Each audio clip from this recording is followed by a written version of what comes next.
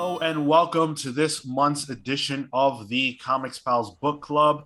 I am the host for this month, Sean, joined by three of the typical five Comics Pals. We've got Pete, Yo.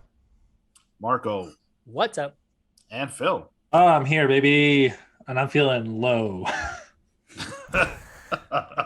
Well, get ready to sink even lower down to the depths of what's inside of you, and hopefully you won't pull that out and show it to us all by the end of this podcast. We're here to talk about one of my favorite books ever by far. What I think is one of Image's best ever also. And the reason why I actually have a shrine to the writer of this comic book off screen. This is Low by Rick Remender and Greg Tocchini. I've been waiting to talk about this for years and years and years. This book was created by those two in 2014. And this is an interesting time, I think, for Image and for the career of Rick Remender. This is a time where Rick had decided he was going to bet on himself. He'd already seen success at Marvel through books like Uncanny X-Force, which we've done a book club on, also Uncanny Avengers and Captain America. A lot of his Cap stuff actually inspired what we're seeing now with Sam Wilson becoming, Captain America and all that jazz, and Steve being old. That's all from Rick's run. But with the arrival of Low and a few other books that would come after, he decided that he was going to bet on himself and take a year off from work for hire books. Well, that year actually never ended because Rick never went back to Marvel or DC for that matter, and has continued to have a ton of success with his creator-owned stuff.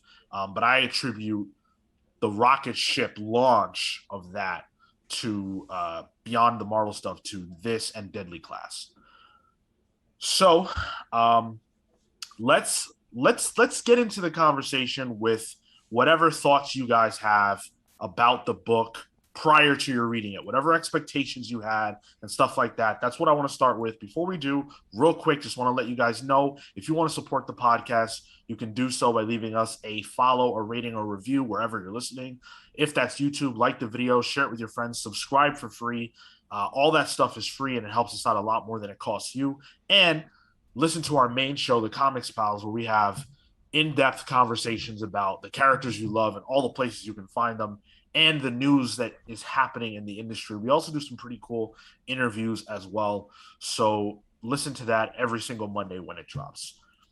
I'm going to ask Pete to start with your whatever you thought of this book prior to reading it and your opening thoughts about the book now that you have read it. Sure.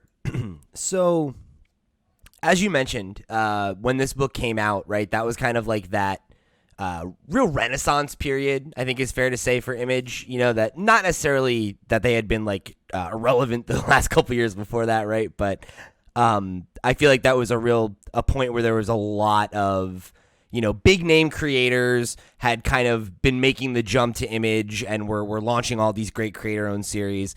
And that was when I was in college, and I had a period where I was picking up like every number one that Image put out, And I remember reading this number one and digging it, picking up number two, and then getting 3 and 4, and then just like kind of falling behind on it. And not because I wasn't interested, because I was pulling so many books, and it was one that ended up getting like the cut just because I hadn't kept up with it. And like I remember it fondly, so like I went into it thinking like, oh, I'm excited to actually read this because my initial impressions were strong, and I knew that it was a book that was definitely one that you had always talked about really liking as well. I didn't know that it was like that high on your list, but yeah. So I went in expecting it to be something that I was going to get into because I was definitely drawn into the world building of it right away. And I think overall, that's the thing about this series that I really dug the most. Like, it definitely has good characters. It has, great dialogue and art and all those things that we're going to talk about. But I think for me, overall, the way that Remender, kind of builds out this very, very interesting post-apocalyptic kind of universe, which is like so different than so many other things in the genre. I love post-apocalypse stuff where it's like, oh, like everything that we know, right, is thought of like this ancient history, and they have all these weird little things that they kind of know about us but not really. And then like getting caught up with, well, what is their society like? What are their religions like? How do they live? What are their values? All those things. Those are the things I get such a kick out of in this kind of story. And I feel like Remender delivers on that so well because, or I'm sorry. Yeah, I'm right. Phil made a face and I was like, did I say the wrong name? That Remender delivers on so well because I think he gives us all the answers that I actually want and leaves the rest up to your imagination. But what you see is enough to actually fill in those blanks, and that's where I think a lot of the great art comes into. So yeah, I really enjoyed this series. Like I have some like minor, things that like didn't necessarily work for me, but like as a whole, it feels like a really epic story, I think, for how relatively short it is. Yeah. How about you, Phil? I made a face because I was like, oh, I didn't realize we are going to give our kind of abstract impressions right out of the gate, too. So I was like, oh, we're going into it.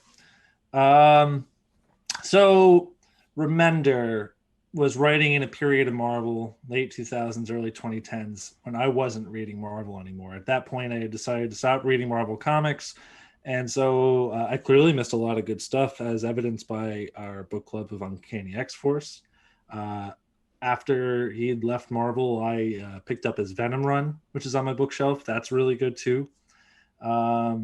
It's one of those things where you realize the volume of work of a great author when you're not reading. It's the same thing that happened with Hickman. This was a book I had never read. I had only heard really good things of, but I didn't even know anything what it was about, really, beyond what you had said of the book, Sean.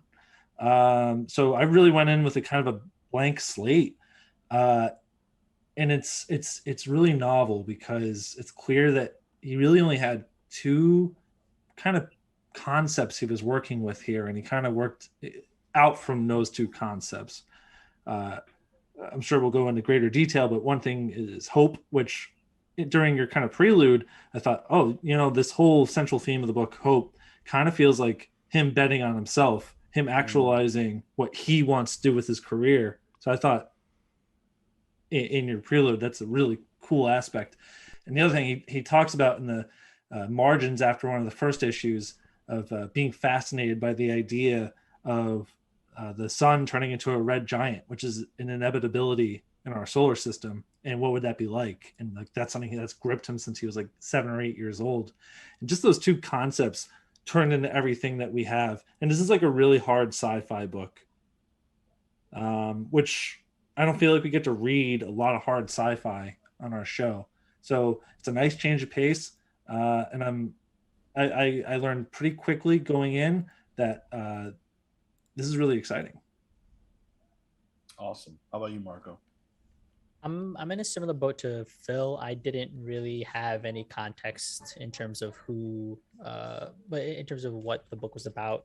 I think just from the art that I've seen and associated, I understood that there was something related to underwater stuff. So that was probably the extent to which I understood the book would be about. And then knowing that it's somewhat stewed sort of in sci-fi, and I was impressed. I think I'm not as familiar with Remender's work as a whole. Deadly Class I know only associated with the show, Uncanny X-Force just because of the stuff that we've read. But outside of that, he's a writer who I don't think I have very much context for. And this book, I think if this is a showcase of his chops, this has sold me on any other book that he'll produce sort of down the line moving forward. and yeah, great time. There's quite a bit that we'll probably talk about. I do have my critiques on a few different things, but we'll probably hash it out. I don't have to say what I thought about Remender before this book came out. I was already among his legion of fans. I was very much looking forward to this book because I love Greg Tocchini. And I thought that this would be a pretty cool marriage. They worked together on The Last Days of American Crime, which actually just got a Netflix movie not terribly long ago, last summer, I think. And I was excited to see what these two would produce. I didn't realize that I was embarking on a journey that I would cherish for the rest of my life. These characters are so important to me, and the journey that they go on, I think is one of the best stories that I've ever read. And I'm gonna have a hard time. I'm not gonna lie. I'm gonna have a hard time being impartial. I'm gonna put that out there right now because more than any other story, I feel like Low is the story of how I see the world and what my central conflict is in life. And in a way, I think it's a central conflict for everybody. But if that doesn't resonate with you, that's cool. It definitely does with me. The idea of having to be hopeful in the face of absolute crisis, and how do you balance yourself in the midst of that? And every character in this book is dealing with that central issue in some form or fashion. Rick Remender does talk about, the heat death of the world as a result of the sun. And what that really references is the sort of existential dread that comes with the idea that every single human being is born with an expiration date that we don't know. And you have to live with that. You have to live knowing that one day you won't live anymore. And you're not going to know when that is. And how do you find peace in that? How do you find joy in that? How do you deal with the bumps in the road of your life that keep you from the ultimate goal of life, which isn't death, it's joy and contentment. And life's going to test you. And this book is that concept and theory ramped up all the way to 11. And I think what it produces is one of the greatest comics ever. Let's talk about it. So from issue 1, we get introduced to the idea that, as Pete laid out, is a post-apocalyptic society where the sun has just gotten too hot, too big, and radiation dominates the surface world to the point where it's not really inhabitable by humans anymore. And we learn that the creatures that have stayed there are changed. They're mutants now, and the world is not a great place. But the family that we are introduced to up front, they have found a way to make their happiness with each other. So we're introduced immediately to Stell Kane, who is basically the protagonist. She's the mom of the family, and she has a philosophy, an ideology, a religion, whatever you want to call it, called quantumology that she leans on, which is basically her idea that your reality is shaped by the way you see the world. What you think and what you believe is what you're going to see. And, everyone is annoyed by it. Her husband, Joel, is annoyed by it. Her kids, they struggle with that to varying degrees as we go forward through the series. But she's an optimist. I think in layman's terms, if you want to cut all the fat, she's just an eternal optimist who believes that things will work out for the best.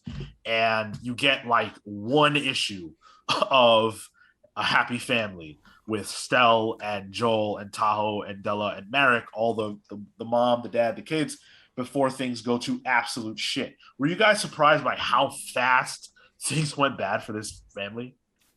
No, it set up in such a way. This is a post-scarcity world where the clock is ticking on the clean air that they can breathe in the dome.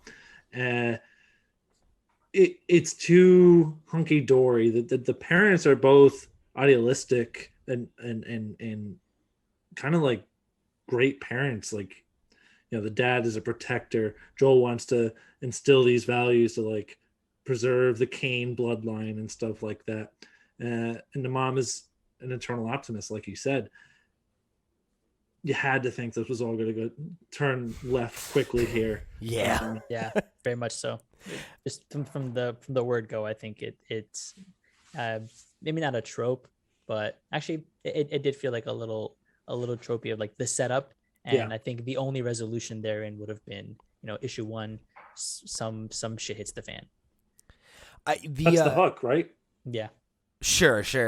I think as soon as the Stella and Joel had the conversation about like, oh, I'm taking them out today, and she's like, no, they're too young, and then they're like, no, we're gonna go, and they were like all excited to go. I was like, this ain't gonna end well.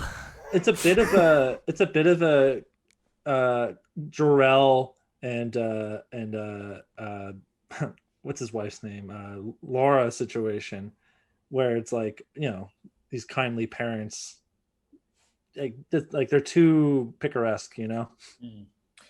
It's kind of Fantastic Four-y, like these very great, optimistic, idealistic parents who are raising great, super genius children who just want to go out and explore. Obviously, they can't explore the world or the universe the way the Fantastic Four can, but in their space, they're the explorers of what is left of Earth. And they immediately get their family torn apart by these pirates, led by Rome, in a scene that is going to be really important and really sets the trajectory for the lives of these characters. I feel like it's rare when you read an issue one, in my opinion, that's this good, that establishes every character and kind of sets each of them off on specific paths. That is so important that it gets referred back to pretty consistently. This is the what's the word I'm looking for? This is the point at which the story really starts. The inciting incident. Thank you. This is the inciting incident. More than anything else that will come is the fracturing of this family.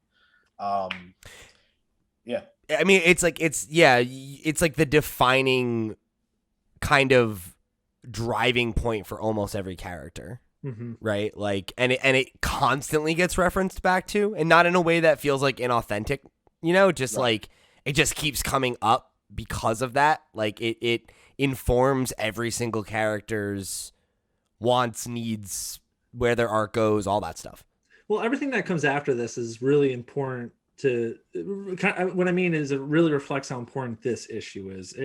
When we reviewed the Black Widow movie, one scene we all talked about being really good was the scene where all of them are at the family dinner table after being separated for like 20 years. And there's a lot of those qualities here, where the things that really sing in this book is the Kane family. And so when we have any kind of relationships between these characters as the issues go on, and they reference back to this first issue, that's the crux of everything. Yeah, absolutely. And I really love the art in this issue. I think Greg Tocchini really led with his best foot. There are times throughout the rest of this series where I do think the art gets muddled and doesn't retain its quality. For sure. But you can tell that he had time to really sit with this issue and make sure that it looked as good as possible. And I think that was achieved. I'll say I was frustrated by the art in the first few issues, just because I've seen the style, and I'm not immediately like a fan of that kind of digital art that attempts to be watercolor in certain moments, and other times like almost like gauche. And it took me a while to like really settle into it. And funny enough, later on in the story, I think like on the third or fourth volume, I was like, wow, I missed the original art, because this was such a change to what we first had. There's like really loose lines. The backgrounds aren't always as well defined. It feels like you're literally like looking out into what would be the water, and things are wavy, and the way that the colors are all hued in this like different lush blues and greens. So it definitely took me a sec. I was not a fan of the art at first, but he grew on me so much so that I craved what I missed from the first and second volumes. I didn't actually have any issues with the backgrounds or anything. I think as we go along, especially as there's a lot of warm colors, it kind of I felt like it enhanced the kind of hopelessness of the situation, which made characters like Stell specifically so important because it showed how the coloring and the background designs really showed how dire the situation was, which enhanced the narrative, I felt.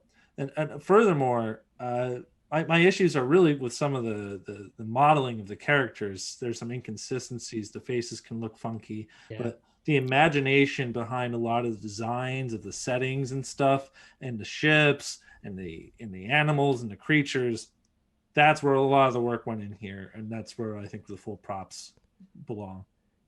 Yeah, I definitely am aligned with I think with some of what both of you are saying, but I definitely resonate with what you were just throwing out there, Phil, with like I think that the raw work that's done by Tocchini, like in terms of, really actualizing the world and establishing a vibe and a mood and a tone, like those things all really did work for me. But I think, yeah, some of the form stuff is rough. Like there's a lot of times where I remember thinking people's faces looked kind of distorted, or like kind of like at a weird angle, like maybe they had been kind of like squished, or you know what I mean, like press the image or something. Yeah, and it was a thing that I noticed a few times, and it made me wonder if it wasn't, like, I don't know, like if it was like conformed to the page in a weird way, or you know what I mean, like, and I'm not saying that I actually think that's what happened, but it gave me that impression in an odd way, at times anyway. And then I think on the note of like the backgrounds and stuff, I definitely had moments where I was confused by the action, where I would just be like I like later on in the story, like kind of during like the more major conflicts, there would be like characters are in the middle of talking and something explodes and they show you a shot and it's like, okay, is that the character who was just talking? Like, are they, like, because it's maybe not a main character, right? Like, oh, is that supporting character that I just met? Are they dead now? And like, it was never something that wasn't clarified in the next page or so, or the next issue, or it was never a thing that like really felt like it was so egregious that it took me out of the story, but it would sometimes break my rhythm. I'd be very in the motions of the story, and then I would kind of have to stop and really try to drink in something because I was just confused by what I was seeing. I think that problem that you're referencing, for me anyways, was solved when they brought Dave McGagg onto the creative team. He joins in issue 8, and prior to that, especially with this read through, I was getting frustrated because I thought that Tocchini was losing the foreground to the background a lot, if that makes sense. Yep. And McGagg coming on as a separate entity from Tocchini was able to actually clarify a lot of sequences in future issues that would have been lost to Tocchini's, like, I don't even know how to describe it. He just would oftentimes not color things in a way that allowed there to be a distinction between what was supposed to be in our face versus what was supposed to be in the background. Sean, quick question. This first issue, is this why you hate pirates? Yes. This is where it began. No, my hatred for pirates is actually a much different, longer story. Okay. You always tease stories about like your personal life on these books. It was definitely the parody movies commercials that scarred him. I just love the visual language that's set up in this first issue. The color scheme itself is really beautiful. Lots of really bright, warm colors, orange, a lot of oranges, nice blues, some reds even. I just think it's a really beautiful book conceptually, if even if sometimes, especially before Dave McGagh jumps on, even if it doesn't always work page by page or panel by panel, I think overall the idea of the book visually is impressive. Yeah, for sure. And just before we get off that, I like the way that it orients you, like you were talking about the colors, like the warmer colors, like really, like you have a real sense of what it feels like to be inside one of the cities versus when it's kind of like out in the ocean or something like that. And like you mentioned the red, I think of how like striking the and you have to give me the name of the suit that the exo, the helm suit. the helm suit, like how iconic that color feels, because like whenever there's like a moment when a big red thing happens, it's like, oh shit, like, you know what I mean? And like the fact that you said the visual language, like that is so strong and it's established so early on, and like that is one thing that remains super consistent throughout the book, regardless of, you know, whatever else is, you know, maybe not working issue by issue. Well, what's so interesting too about this first issue is that if you read this and then like you stop or you just sit and think about this particular issue, you might not realize that just how bad the situation on Earth really is, Mm-hmm. because the Kane family lives pretty well, Mm-hmm. and the the dynamic between the haves and the have-nots in this book is really interesting, and it's something that runs underneath the primary story. But I wanted to get your guys' take on that, because, and you can bounce around using examples from later on if you have to, because obviously we're really early in it. But you know, the Canes are definitely the haves, Sure. and they have some ideas and philosophies about the people who are not lucky enough to live at the upper bracket of you know their portion, their dome, Salus. in Salis. They have some thoughts about those people that aren't great, and in a way, what happens, like, they're the rich, you know, eat the rich, that whole concept, like, it applies to them. And the pirates are doing what a lot of people would say is, hey, you guys don't deserve better than us, screw you, right? That type of logic. So how did you guys feel about the way that the classes are pitted against each other in this story? Well, for one, you see it in a few instances, like when Stell goes to see like the senator to inquire about this probe they saw, and they're just it's like the stereotypes of ancient Rome, where they're Yeah. all just living in debauchery, just giant orgy, and there's just no interest in actually helping anyone. When that circles back around later in like issue 18 or whatever, it's even worse, because it's like we have enough resources to preserve us. It's a real like Elon Musk, Jeff Bezos situation where people joke about them trying to leave Earth because the planet's actually dying. Um, and then when Merrick, their son, he's older and now he's kind of like a cop, patrolling like the lower realms of Solus. You see a different world than what the Kane family is living in. Right. But the way the Kane family is depicted is they're being depicted as like the nice rich people, the kindly rich people. They're the Waynes. But when you go to Palomba, which is like a dome that's occupied by nothing but gambling and it's basically warlords creating like these illegal sporting events to like entertain people, and there's illegal reading, like you're not allowed to read and educate yourself and stuff. It's not just Solus, it's applied to all three domes, but it just seems like Solus has the most resources of any of the three underwater domes, so they're able to create an actual class system, and instead of having like a police state like the third dome does, or like yeah.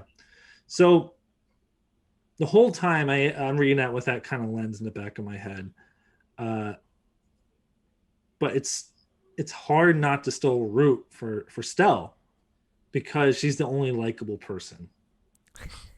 Because even as their kids get older, they're all scarred by trauma, and you can sympathize with their problems. But again, they're all bad people or flawed people at the very least. Stell, even though she's got a silver spoon in her mouth, she's the only person that's trying to save everyone. Yeah, I definitely found myself frustrated by some of the characters at times because of some of those things. But I also, like, when I was making my notes on the book as I was reading, like, I was writing down all the things that I was frustrated about the characters for. But I was like, this is really good writing, though. Mm-hmm. Because it's like they're dynamic people, and they're like you said. I think most of the cast are bad to complicated at best, but yeah, Stell was a character who I did find myself rooting for because of her philosophy and like, to your point, Phil, like her kind of altruism, right? Like her desire to try to make the world a better place on some level, right?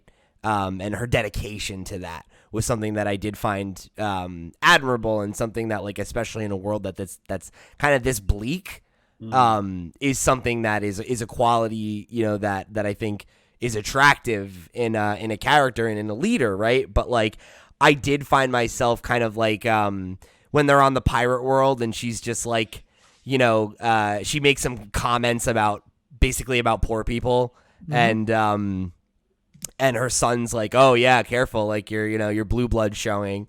And she there's some of her kind of like, and it might not even be her, so I don't want to necessarily misspeak, but it was one of the family, their captions, right, where they're talking about the disenfranchised and why do they give up? Why do they choose hopelessness? Blah, blah, blah, blah, blah.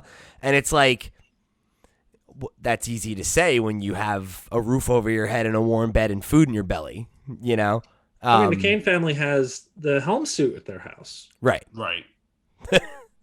And not to say that doesn't come with its own responsibility, right? Because, like, they're providing food for the fucking, the people of the city. So it's like, and they go out and get, murdered or sold into slavery or, whatever. So, like, not to say that, that they weren't doing their share or whatever, right? Like, but yeah, I don't know. That there were times where that kind of rubbed me the wrong way in terms of my feelings about the characters, but I appreciated that the book cared enough to engage with those questions and have me have those feelings.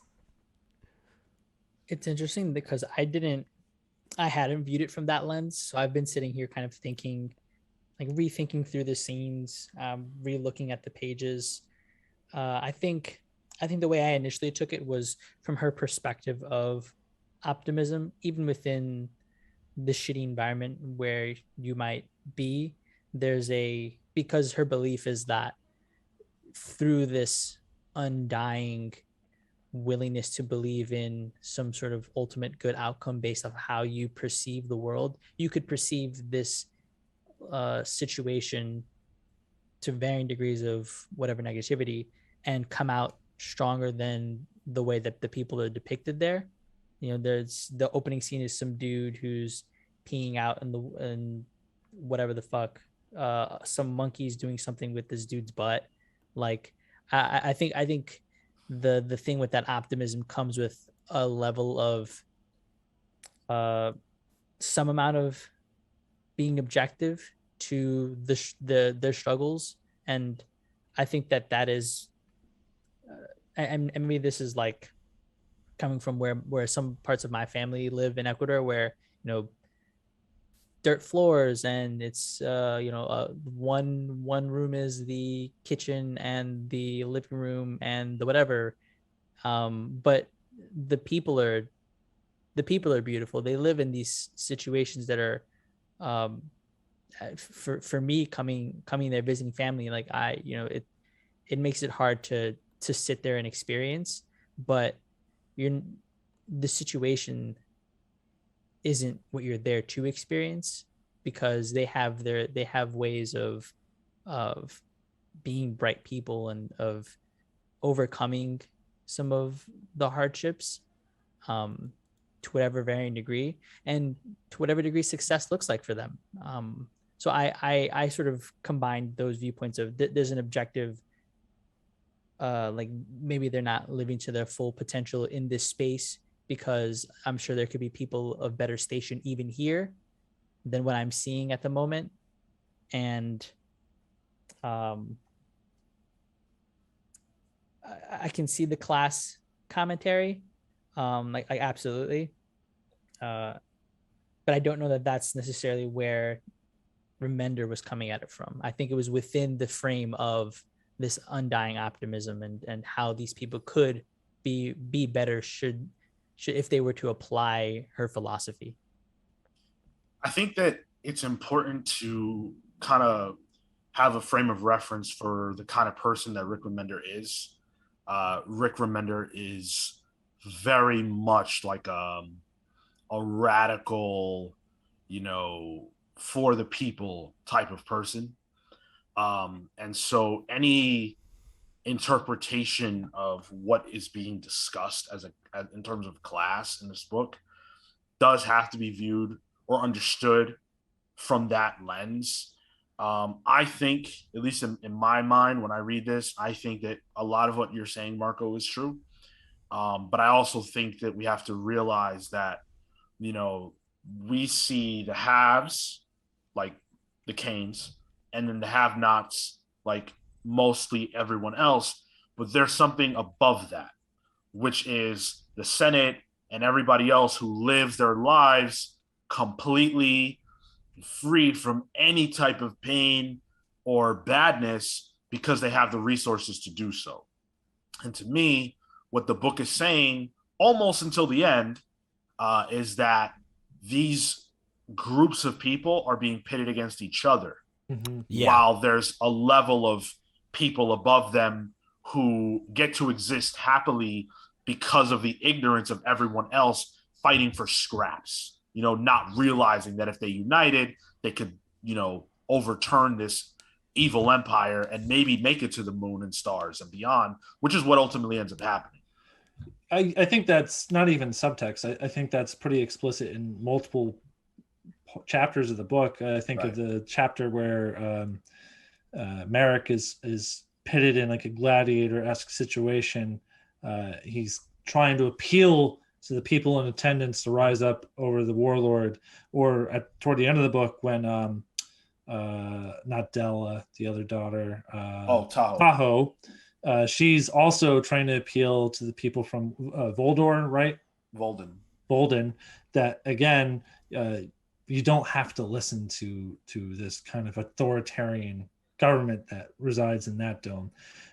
It feels like the real message that Rick Remender is trying to say in terms of like the messaging of the story beyond hope, obviously, is if humanity could rise above, if humanity could actually overthrow people that are in the higher rungs of class on the planet and no longer be divided by race and sex and things like that, that they too would be able to travel the stars and get out of what's happening on Earth, because obviously we're struggling with issues of climate change and myriad of other things that kind of have a clock ticking here.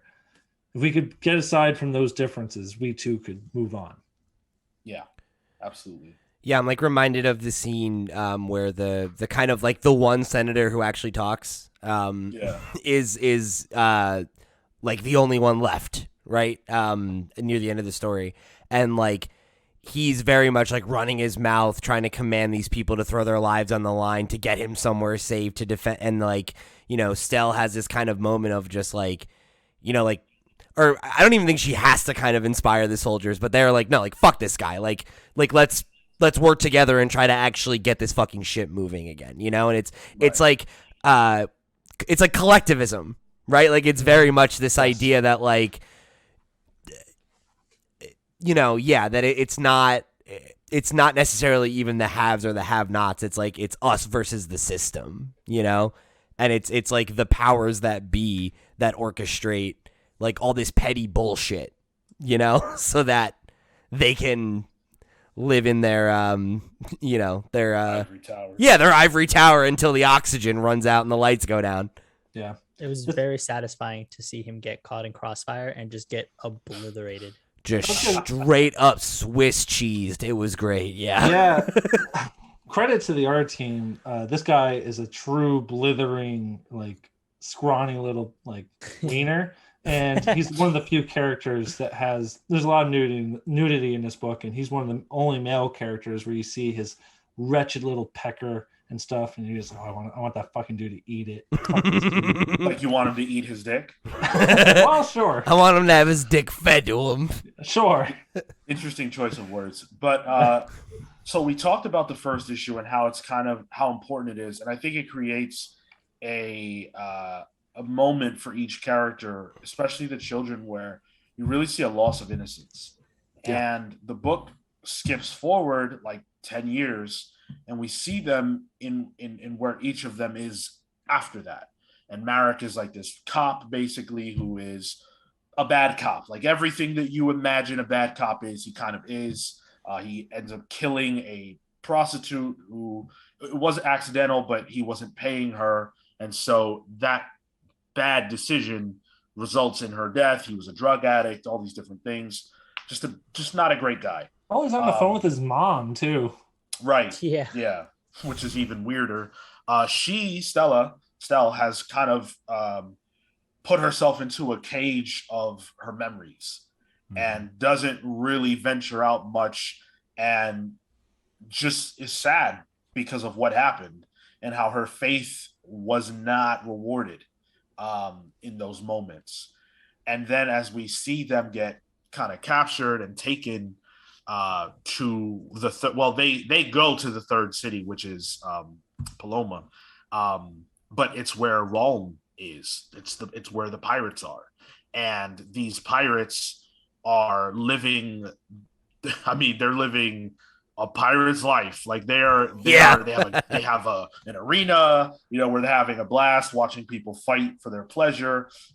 It's a really interesting society that has come up, and we find, unfortunately, that Tahoe is there, and she's basically a slave of Rome's. She thinks that she's his daughter, and she's resentful of the fact that her living family, the family that she's aware of, didn't come rescue her. And that was heartbreaking because she's the most vulnerable of all of them. She's the most childlike in the first issue.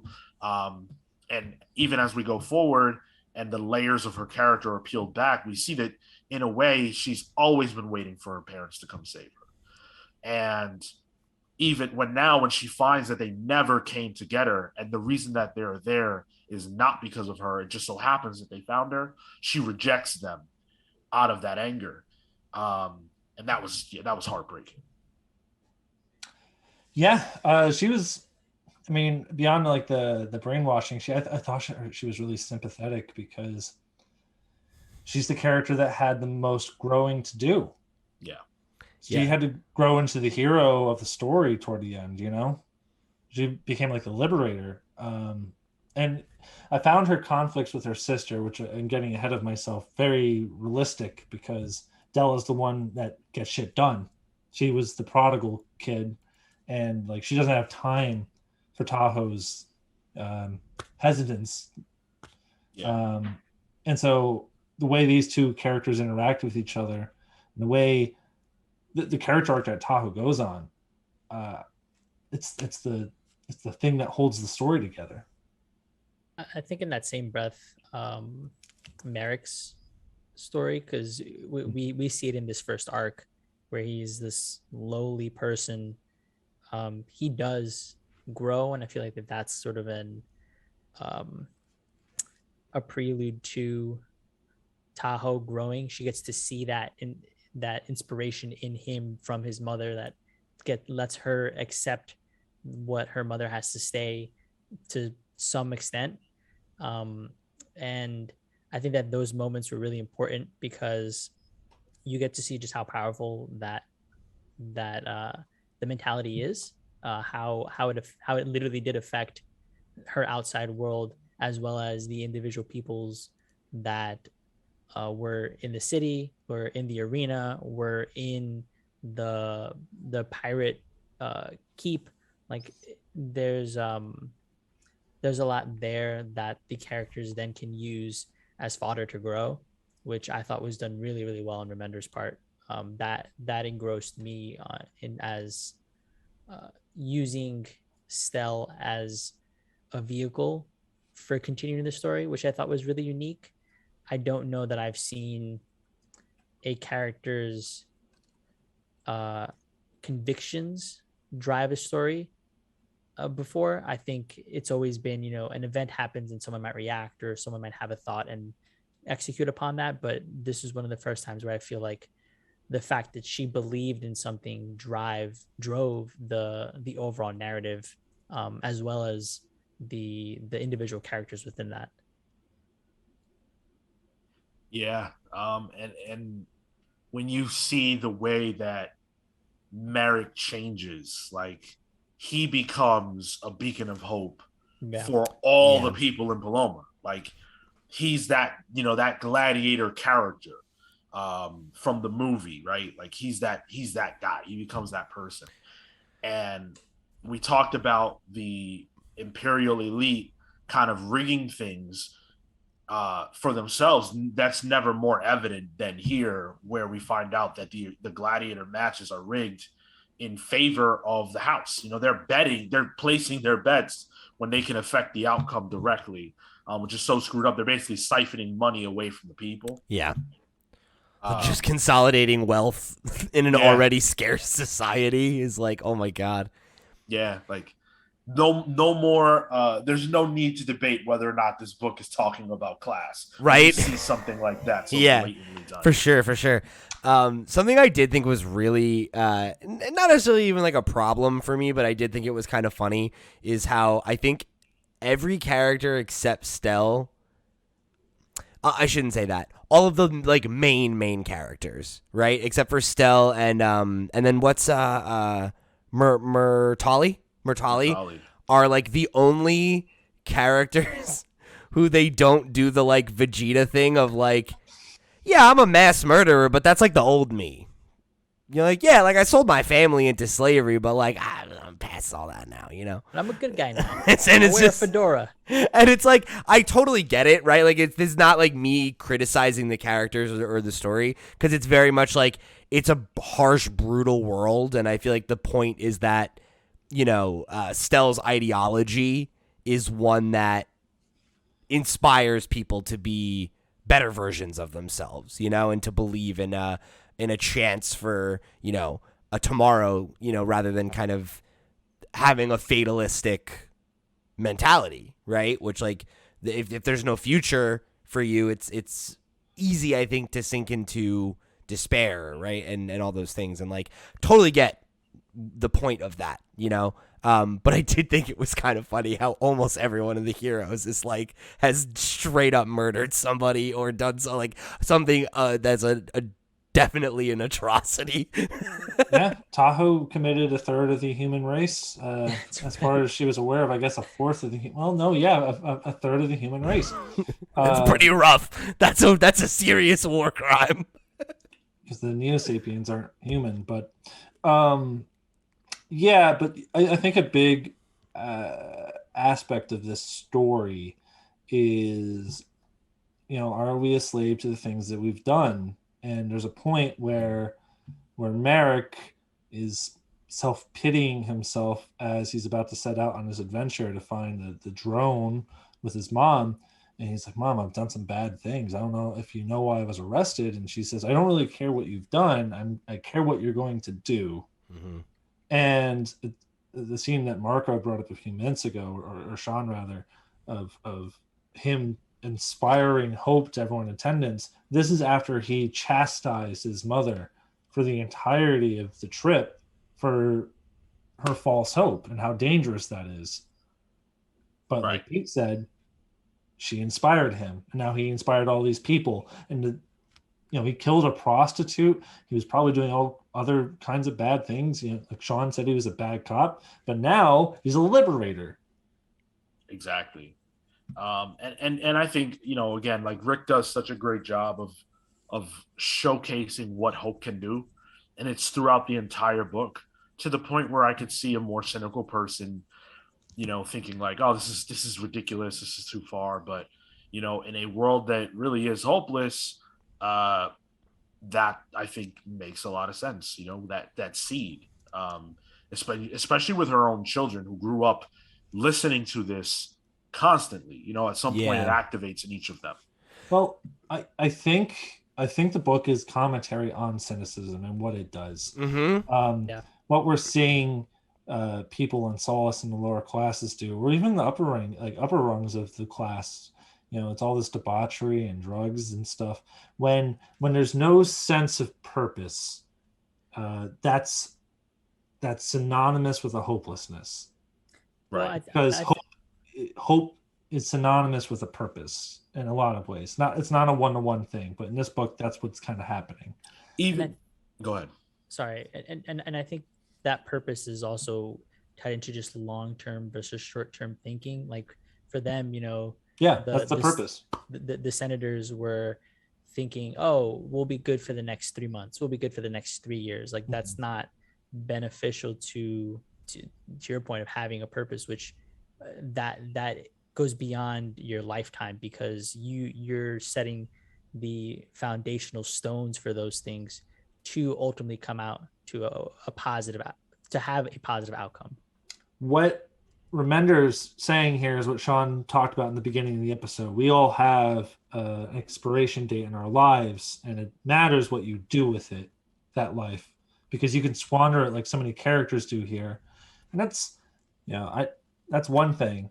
But Stell in this entire story isn't marred by any of the bad things that are happening because she has a higher purpose. Well, it also matters what you do beyond yourself, because that's Stell's whole driving thing, is that she's not doing this just because she wants her kids or the people in Salis to just be better off. She wants them to thrive. She wants there to be growth, and in order to do that, you need to be thinking beyond just what you can foresee in your lifetime. And it goes back to Pete's point about the collectivism, because they want the human race to thrive, and they know that Earth is no longer a place where that can happen. Yeah, absolutely. And you talk about hope. Hope is the idea that there could be a future. Like if you have hope, then you're believing in you're thinking and hoping for something that will happen in the future. And the absence of that is nothing. If you don't have a belief in the future, you don't have a belief in anything. And that's the class thing. That's the class thing. Because in this country and many other countries, if you are in a situation where you don't see your socioeconomic status improving in any way because of one reason or another, I mean, what's the point of trying? I think it also connects to the way that certain people process trauma, and they process any sort of hardship, because there are ways to react to those things in a way that any sane normal person would, which is your father gets killed, you go into a depression, for sure, absolutely, totally understandable. There's nothing wrong with that, but there's also something to say about somebody's ability to rise beyond that for themselves, which is something that I think when Stella is getting like eaten by the vampire mermaid, like where she has to come to that realization, which is why she realizes that she had to leave her collection of memories from that second issue, which is why she had to continue to push on other people, because they need to be able to look beyond what they've done themselves or have experienced themselves to have a positive outcome. You can stew in whatever you want to stew for however long you want, but you have to step out of that space if you want to proceed in life. Otherwise, you can still do that, but you'll be bogged down and it might be more difficult for you. So let's move into what is essentially the next chapter of the story. We see the death of Merrick, which is obviously awful. Fucking epic. Yeah, but also epic. That was such a cool scene, and for a book that is pretty slow to start in terms of action and stuff like that. I think the first arc ends really awesome. Getting to see all the different characters get their licks in, and by the end of it, we're left in a really different and interesting place. And then the second arc is called "Before the Dawn Burns Us," um, where we get reintroduced to Della, Hmm. who, for me, her reintroduction issue is one of the best issues of the whole series. I think it's issue 7, where it's really sort of standalone, and we see, you don't even know that it's her at first. But she's got a wife, or not a wife, a girlfriend who is being kept very secretive, who is an artist and a contributor to what is illegal art. All art is illegal. All this stuff is considered to be bad on Volden, which is essentially the authoritarian regime that Phil kept mentioning before. And Della is a hope hunter. Her job as a part of the ministry is to smash out all instances of hope anywhere, because this is a hopeless time. And they feel that hopefulness in the face of absolute despair will just be a letdown. It leads to all these people going to either committing suicide or becoming absolutely debaucherous, like we see on Paloma. So in their minds, pragmatically, they're like, well, we can't have hope as a result of that. And so Della has to kill hope every day, which is essentially an annihilation of her mother's dream and vision.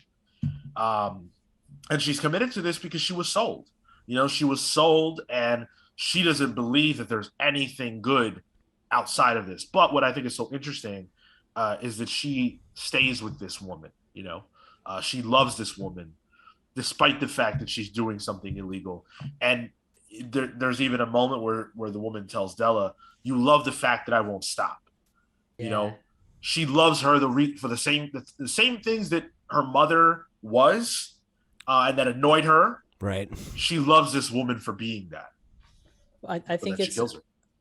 I think it's like having, like looking back at this issue as the book ends. I think it's also a foreshadowing for her eventual turn, because she's, as much as she wants to do her job, but she also wants to keep this person close to her. She's trying to operate within the bounds of the rules, because she's afraid of herself hoping. She's afraid of committing to that one way or the other. So she keeps this lover somewhat distant, being abusive, but also Abusive. Well, she like throws out her stuff and kind of like, she's like, you can't be doing this stuff, and then they have this like passionate kiss, and it's like, all right, I gotta do work. But she's afraid of her for the very reason that she can see the potential for hope inside of her, because that's what her mother has placed within her. Well, Della even says, when she's reunited with Tahoe, that she held on to hope for 5 years, and it's 10 years later, and you could see how she would lose that hope. Della's a bad bitch, and hell yeah, she really is. And she kind of like, it seems like she processed everything as a strict binary. There's a black and white solution to everything, and that's how she kind of operates. And we see that no other point personifies that more than when she kills her girlfriend. Right. Yeah. Which is fucking crazy. That scene was nuts, and I feel like it's really weird, because that's the beginning of that arc, right? Is that issue? And it has a lot of the same qualities that we talked about issue 1 having, in terms of being like, this lays the blueprint for who this character is. Mm-hmm. And as soon as we got to that moment in the book, I felt the way I ended up feeling about Della for basically the entire rest of the story, where I was just like, wow, I hate this character. I knew you would. Really hated her. I'm Really. reading this character, and I was like, Pete is not gonna like Della. I really hated Della, and not because I like couldn't understand her or anything like that. It was just very much like the way she was intended to be written and used. I was just like, oh my god, like I was like very glad that she died a martyr. Let's put it that way. This is your Vegeta. This is your Vegeta. No, see, I like Vegeta though. Like, you know, like he's a war criminal What the and a hell? monster, but There's Bulma. she killed Bulma. You know, Della- blue hair. That's true. Della is the type of person who will do what is whatever necessary, even if it means doing something that's bad for a career. I don't want to say any specific type of career, but she's willing to do something like that for her own bottom line safety or preservation or whatever. And, you know, when she burns her partner's art at the beginning of this issue, she's like, keep that beauty on the inside, because you can't express that. And she destroys hope. She's a murderer. She's a bad bitch. Della's my favorite character. Me too. Della and Stell. And first of all, she rides on an insanely cool robotic Robot bear. Polar like bear. look at this if you're watching on YouTube. Shit. Like that's Truly sick. rules. Yeah. Y'all think this is Russia or not? Her dress costume is sick. Yeah. She is a beast when she goes to do her job. Like she kills with such efficiency. She's just really like talented. And I love her. It sucks that she is who she is, but it's who she has to be, you know? I think it's easy to sit in judgment of a person who does these things, but what I love so much about Rick Remender's storytelling is that it goes beyond morality. He's not that interested in the morality of a thing. He's interested in the reality of a thing. So why is she like this more than what she is wrong? Because you could judge anyone that way, and if she could never exist beyond that box that she was put in, well, then the end of the story goes very differently. But because she's allowed to be a multifaceted person who is beyond the morality confines that a lot of other storytellers will put her in, she gets to be interesting throughout. Oh, I want to make it clear. I love her as a player in this story. I just was very frustrated by her actions, and you know, it's good writing. You know, I was invested. I cared about what she did.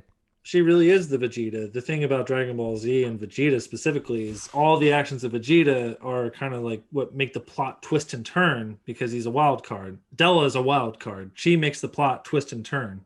And there's a large absence of her in like the teenage issues of this story when she has the helm suit. But when she comes back, you know, she's the straw that mixes that drink again. Mm-hmm. I want to call out the art in this issue because you don't realize it's Della because you never see her hair. Mm-hmm. And when she's in the shower, you know, washing herself off, washing the blood off, washing her sin off, is when you finally realize who she is. And she just starts, you know, crying hysterically. And that broke me when I first read this, and again now, because this we saw her as a child. Right. You know, we saw the girl who was spunky and intelligent and fun, and now she's a monster.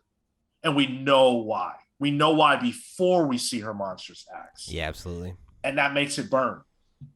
You can only imagine how she feels. The thing that killed me too in that scene is she's wearing the shell necklace, and it's black, just pitch black. Yep, because she's living against her inner self. Right. Love it. I think that's also one of the first issues where Tocchini starts including low in at the ends or like at certain parts of the issue, which Very I effective. absolutely loved. That's Like sick. Yeah. it's just Very, like a very effective. Every single time I loved it. Yeah. powerful way to just, visually drag you further than what you felt in that moment. It's just like, oh, this is the low moment. This is the way you're supposed to feel about this. Good call out. Love a title that works on 2 levels. So fucking good. So yeah, I mean there's a lot of really great stuff in this arc. We get introduced to a few of the players who will be relevant throughout, like Mortali. She becomes an actor here. We also get introduced to the vampire mermaid lady and all that crew, which they're creepy. Uh, Yes. they're really creepy. The fact that they have telepathy also, I love that addition, and the powers that they have give us one of the best issues of the whole series, where Stell is basically confronted by these vampire mermaid ladies who want her to give in to them and just be feed, be their food, and they're using her memories to keep her down, and she has to fight through that. 10 is my favorite issue of the series, and I remember reading this, and I actually wrote a review for this on a website that we used to work for, and I love this issue so much. I think this issue is what the whole series is about. You know the like orange suit that Stell's in from like kind of this point on? Yeah. There are so many moments where she's walking in like a big lonely cavern. I'm like, she's giving me some real Samus vibes right now in this in this suit. Yeah, I dug this bit quite a bit, and it was the first of many. You want to talk about bad bitches? Fucking Murtali whoops so much ass in this whole series. Yeah. Stell's journey is incredible to watch, how she has to fight through the memories of her husband who she loves dearly, but also kind of uses that as fuel for her to get out of it.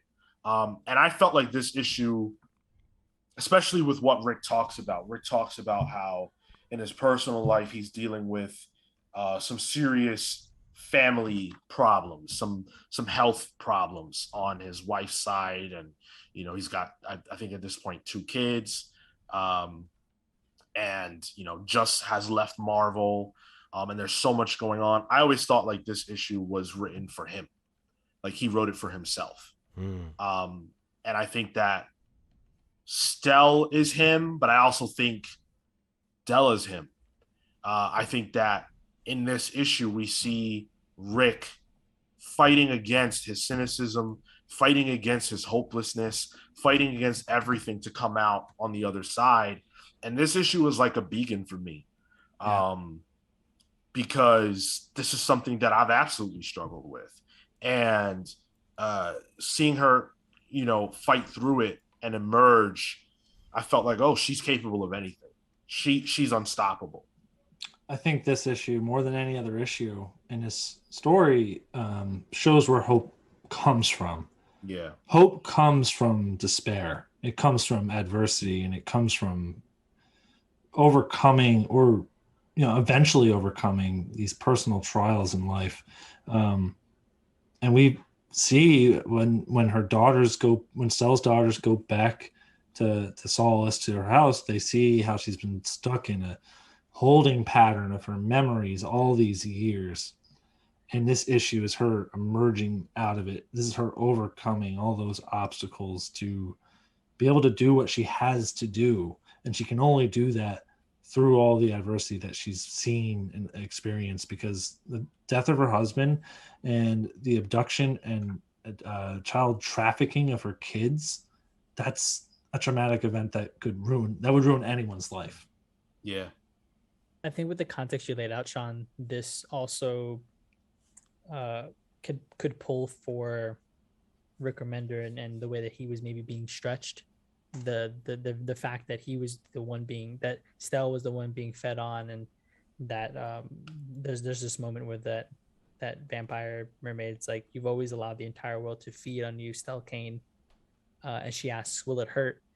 And the response is, doesn't it always? Where like through adversity, there's always some sort of there's some sort of, maybe not traumatic moment, but there's always some sort of struggle there.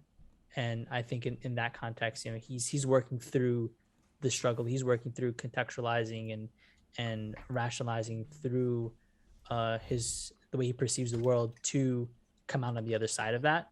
So yeah, this issue was really, really strong. I want to read a little bit of Stell's like monologue towards the end, just because I think it's so important to the rest of the series. So she loses her hope. Stell does completely prior to this. She doesn't care anymore. She's over it, and it's really Zem and Mortali who are kind of like driving their mission forward. She's kind of just like whatever about it. And this process that she goes through facing off with these vampires is what allows her to find her hope again. And she tells them, she says, what if I told you things were only going to improve if we believed it? That if we focus our minds on a better tomorrow, that we can make it happen. Would you believe it? No, not really. I can't give you your hope. You have to grow your own and hold it through the seemingly endless darkness. The true task to find joy in the small things we can count on. When we stop taking pleasure in the basic experience of being alive, beat by beat, we lose everything that makes life worthwhile. We must relish in every sight, every touch. These memories are luminous enough to light my darkest hour, to face whatever awaits us above. All of us carry burdens that seem too heavy, losses that we can't conceivably move past, the things that once gave purpose to life. It is all too easy to give ourselves over to the traumas of the past, allowing pain to define us. There is a medicine for that: hope and perseverance. Light brings light. And no matter what we face, there is one thing we can control: our outlook. It's not about ignoring the pain or mindlessly believing things will simply be better. It's about finding joy in participating. And when the weight of the past pulls us low, we must find the strength to release it and finally give ourselves permission to start over. I love that. You got in a rhythm with that, and I was like, I feel like I'm listening to a sermon. And all the while, as they're saying that on the art level again, Tocchini is just leading them directly into the light until the very final text box, and it's just a white page. Right. That art shit is just awesome. I love the use of those white pages too. Mm-hmm. Like, that's a device that's sparingly used throughout the series, but to great effect, I think. Yeah. I just love that issue so much. But yeah, so this arc now shifts gears again as we learn that Della is kind of like found out as being the one who killed her girlfriend, who was this, person who was creating all this art. And Della is now like on the run, and she kills so many more people in another awesome sequence. But then she meets up with her sister, and I thought that was really interesting to see them again after all those years separated. I guess I was surprised by how that went to a degree, at least at first. I thought that Della would be a lot happier to be reunited with family and to be free in a sense. Yeah, I think that was probably the thing about her character that I was the most frustrated by, was kind of, I don't know, expecting that, like some level of that at all, right? Because I think, like, obviously we see Tahoe kind of grapple with, you know, those feelings and that feeling of abandonment and all, and, you know, a lot of the same things that Della's going through. And, you know, it's ultimately when her brother kind of sacrifices his life that she snaps out of it. And I guess Della never really quite has that moment, but I would think that Tahoe coming and saving her would be that, right? Like, you're literally about to die, and your sister, who you haven't seen in 10 years, comes and delivers you from this and is like, we're going to go save our family. You would think that would inspire something in her. And, you know, I think what I really liked about that is later on, you know, because we kind of learn a lot more about Della and kind of how what she's like from Tahoe's recollection of their childhood, right? And she points out how Della kind of always tried to put her in her place, and, you know, like, they were close, but she also was happy to make her feel inferior or insecure, and a lot of these very kind of like, you know,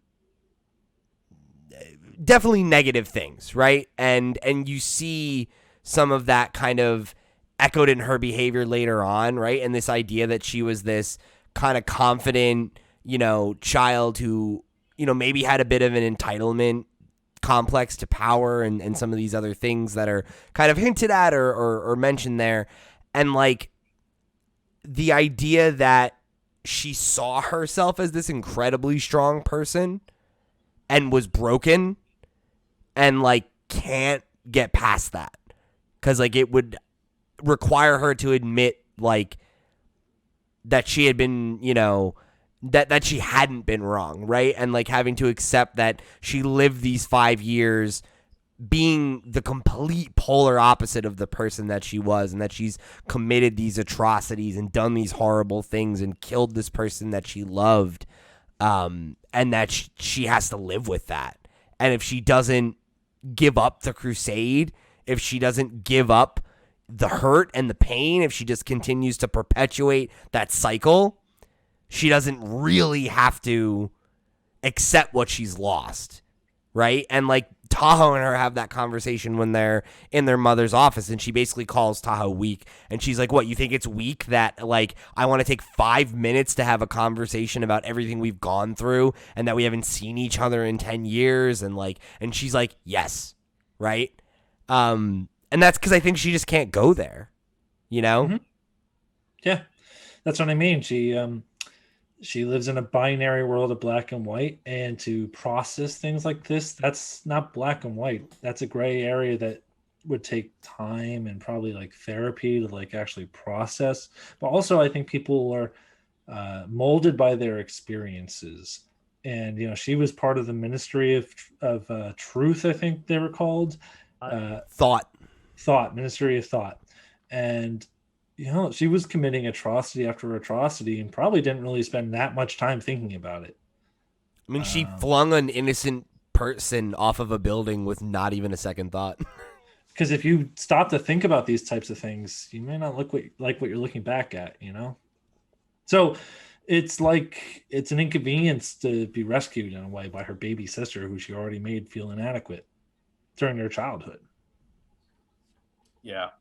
And again, like, these complexities to her character are why I love Del so much. Like, she's a broken person, you know. She really, really, really is, and it sucks to see her having to deal with that stuff. Let's shift over and talk about what Stella and Zem are doing at this same time, because that's just crazy. They go to the surface, and they're like. Giant rats. Giant humanoid rat people. I love them. That's world building, baby. I love the mouse people. I love them so much. I figured you might. I thought it was, like, so absolutely gnarly, that scene that's, like, a couple issues earlier where they show that, like, rat person getting abducted by the, you know, wasps or whatever. Yeah, and then to see them kind of like come back into play much later on was something that I definitely enjoyed seeing. But I also kind of had a thought about, I was like, man, they really got the raw end of the deal here, huh? Like, they fight in this war. I don't see any of them making it on that ship. Oh, the rats. Yeah, they fight and die, and I think that's pretty much it. Ask it, can you take us with us? Yeah, sure. Just like beat these guys real quick. Eat their vermin. Oh, that's classist. I don't appreciate that at all. They call themselves that. They can. Phil's can't. Damn.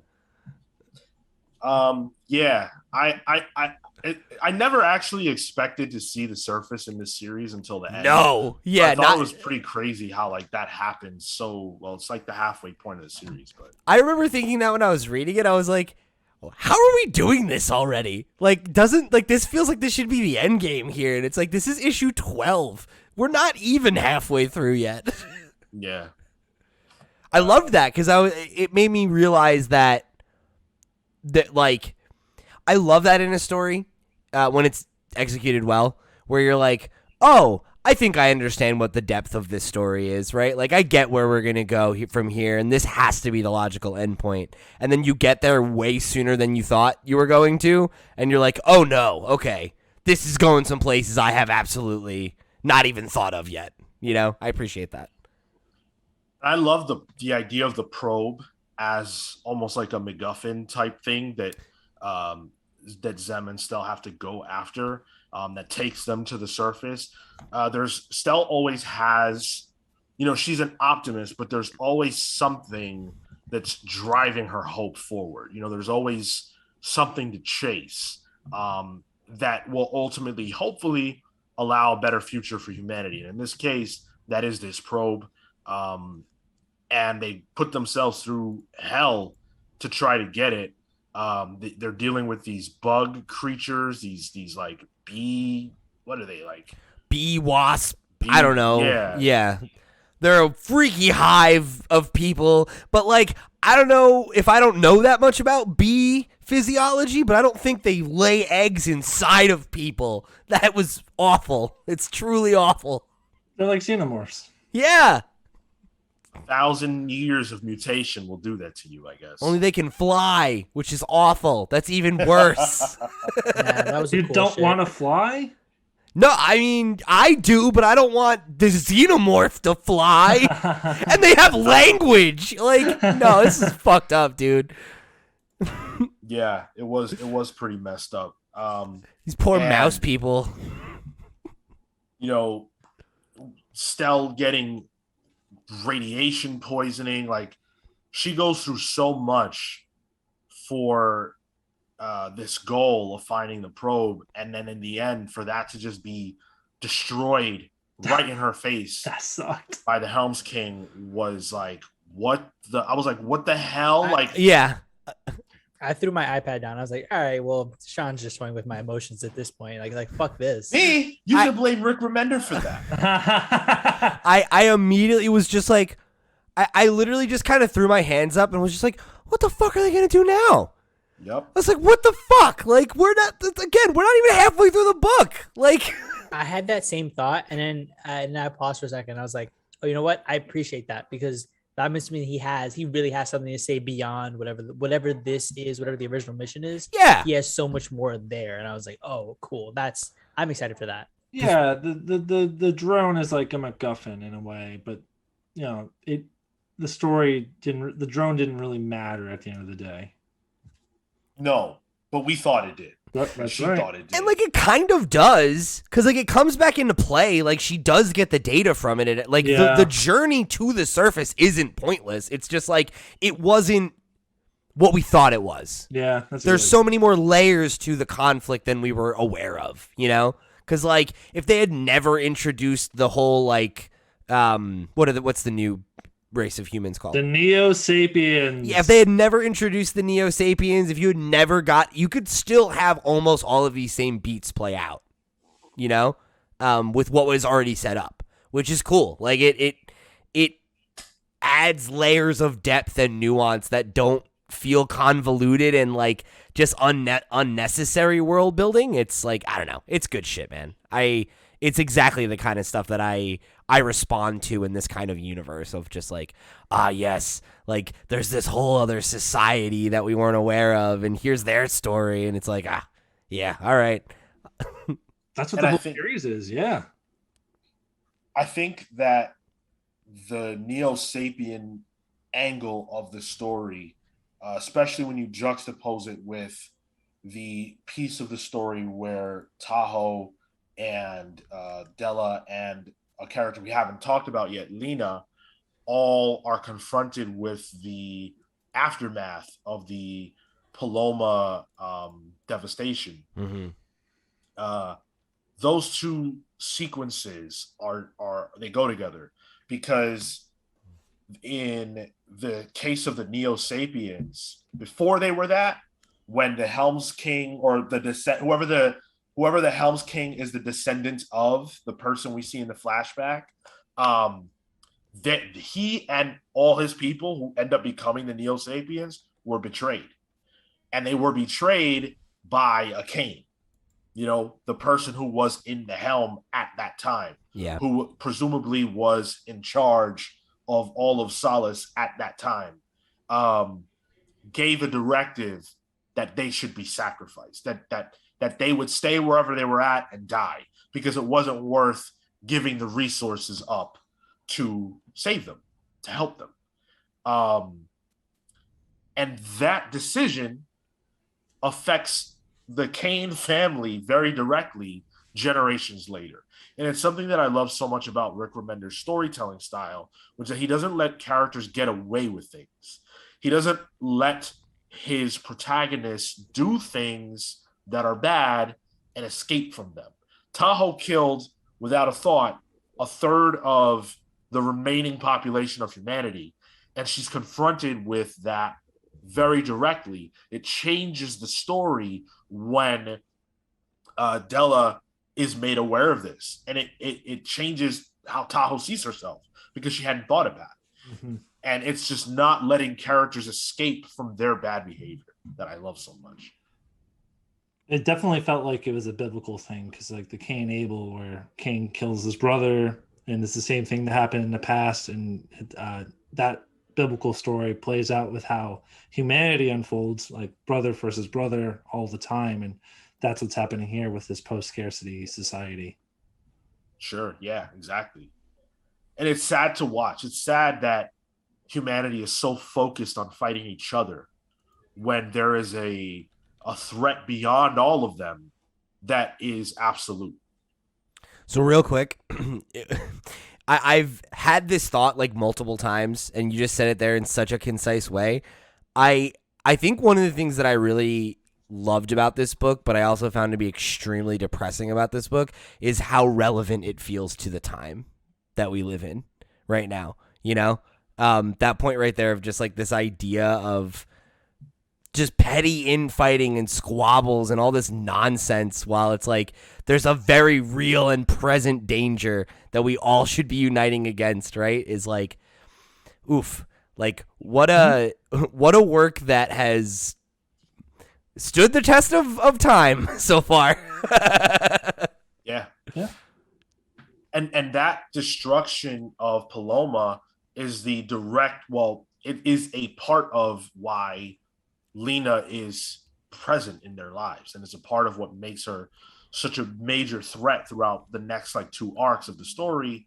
She is a character who is at what I guess is an actual daughter of Rome. I kind of don't think she is, but she's presented that way, like literal daughter of his body. I don't believe that, but she sees herself that way, the same way that Tahoe did at a certain point in her life. And Lena's present in Solace just to find the evidence of this, like, whatever other the probe, I think, was why she was there. She couldn't get the information out of Stell, or Roland couldn't get it out of Stell, so he sends his daughter to their home to get that. But now that they're all dead, her mission shifts and it becomes about, hey, you killed my family, I'm going to kill yours. Yeah. Again, not letting characters get away with their bad behavior. Yeah, absolutely. What did you guys think about Lena? It's another character. I was just like, God damn, I hate her. Like, she's such an asshole. You know what I think it was too. That I loved. I thought it was a really good touch on Remender's part. Was I fucking hated Rolm. And, like, obviously, like, he was a scumbag and a bad person, but a big part of the reason I hated him was the way he talked. Like, he was such a pompous ass, and Lena talks so much like him and has, like, a very similar affectation. She's so, like, that smarmy, like, you know, villain who's gonna, like, preach to you about what a piece of shit you are while they stab you in the back. I'm like, just shut the fuck up already, you know? Like, just kill me and get it over with. Like, that's something that I love and hate about Remender's writing, because it works really well here, I think. But yeah, in Captain America, there was a character I think called the Nail, and the Nail. What a name! That's terrible. I don't remember exactly what he was. I think he was like a Chinese. I think he was a Chinese person who was trying to basically destroy democracy. And he would go on and on about how democracy is a lie. You need to be made aware of the truth, which is, you know, blah, blah, blah, blah, blah. And it was like every single issue was this dialogue. And it kind of like grated on me after a while.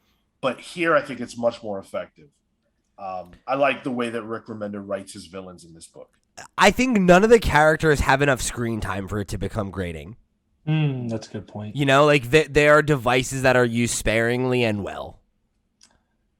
The one set of, I think, villains that I didn't immediately enjoy were the Voldens, just because like their thought process and their philosophy was so antithetical to Stell's that I was just like, okay, this is so on the nose that initially I was a little frustrated by just exactly what they were like against. Whereas, you know, in Saulus, it was, oh, I'm not, you know, we're apathetic to everything because we know that the world is going to end. But this one was very much like, oh, in order for us to continue to succeed, we must be anti this, because that'll somehow lead to some prosperity within, like, I mean, even beyond just controlling the populace, but lead to some sort of prosperity on their end, which I thought was a little frustrating initially. But I think the way it affects Della worked and maybe didn't. I think once we see how she reacts and how she's been indoctrinated, I think it didn't bother me as much. But that was one aspect of the story being in such direct opposition to Stell that I didn't find immediately effective. It is a little on the nose to have a group of villains who are like, we have to crush hope. I don't know if people really talk that way, but that's okay. I think a lot of Lena's bad will lends itself to being the daughter of Brom, right? That's his name? Rolm. There's no B. Because he was such a piece of shit, and he dominated every page he was in for the first, 6 issues, right? But in the same breath, you can't really fault her because she is now the survivor of a genocide. Yeah, exactly. Yeah, she's not wrong to, like, I mean, like, she shouldn't do what she wants to do, but it's like, you get it, right? I get where she's coming from, for sure, yeah. Oh, a third of your population died. No, a third of the world population died, and 100% of your population? Oh, yeah, okay. Yeah. I love the idea that she's just like, yeah, no, I'll wipe out the other 1/3 that's like actually interested in having some kind of society. So then the only remaining humans are just the crazy pirates. Well, she probably doesn't know. Go ahead. I misspoke. The pirates are already dead. It would be the crazy thought Russians. People that are left. Yeah, the Russians. Russia's the only country left. She probably doesn't know much about what the other groups of people live like. I got the Yeah. impression based on the way that the book is that these domes are highly segregated from each other. They're not even sure that they're all even there anymore. And that's something that also that I really loved about the book is uh, human beings choose to live very segregated from each other, and we always have. And it's like, yeah, people like to say that we're more integrated than ever. Maybe that's true, probably is, but like even within that, you still see large swaths of people who all look the same choosing to live together. It's not racist necessarily. It's just part of just what you know, and what's around you. Most people don't ever leave where they were born. Um, all that stuff. Well, it's what fuels a lot of racist attitudes because Yes. Yeah. it's an ignorance of the other. You don't know how these people are living. I just meant that it's not inherently racist. It's not necessarily like a conscious choice to be like, I'm only going to live among people who look like me. It's just like it happens to play out that way quite a bit. Well, that's a whole thing that the religious leader says to Stell before she heads out on her journey, which is like the decision to abandon the safety of your home, the comfort of your home, to decide to travel. Exactly. And I love that in the end, it's not Seleucians only who save the world. It's people from all these different areas, including the Black Dome. Yeah, exactly. It's everybody. Yeah. And I thought that was such a smart decision. Well, collectivism. That's the commentary on how we are going to solve the problems on our planet right now. Exactly. An iron fist. Classic Marco. This is why Marco is going to get eaten. Speaking of which, let's talk about Zem. He's like one of the last of all the pirate people, the Polomians. We haven't really brought up too much here. So we learn his background in an earlier issue where he is just a bad guy. Like he's addicted to gambling. He's addicted to basically every vice. He has a family he doesn't care about. He's too busy whoring and, gambling and killing and doing all these awful things. And he finds himself falling deeper and deeper into a pit of debt and sin. And he rises out of that actually because of Merrick. Right. Merrick is the one who inspires him to be better than he was. And it's a very great message, but when he reveals this about himself, he's immediately confronted by Murtali and Stella, who are like, whoa, we don't want anything to do with you. And what a twist that he actually ends up with Stella. They end up together. I really love that. It was kind of weird that they wind up together in captivity, but it talks about it in the book, like all their needs are provided for. Yeah. And he doesn't want to leave that when they're confronted with a chance to leave finally. But the real crossroads that we come on is when we find out he's responsible for the human trafficking of her daughter, Della. Yes. And that's fucking heavy.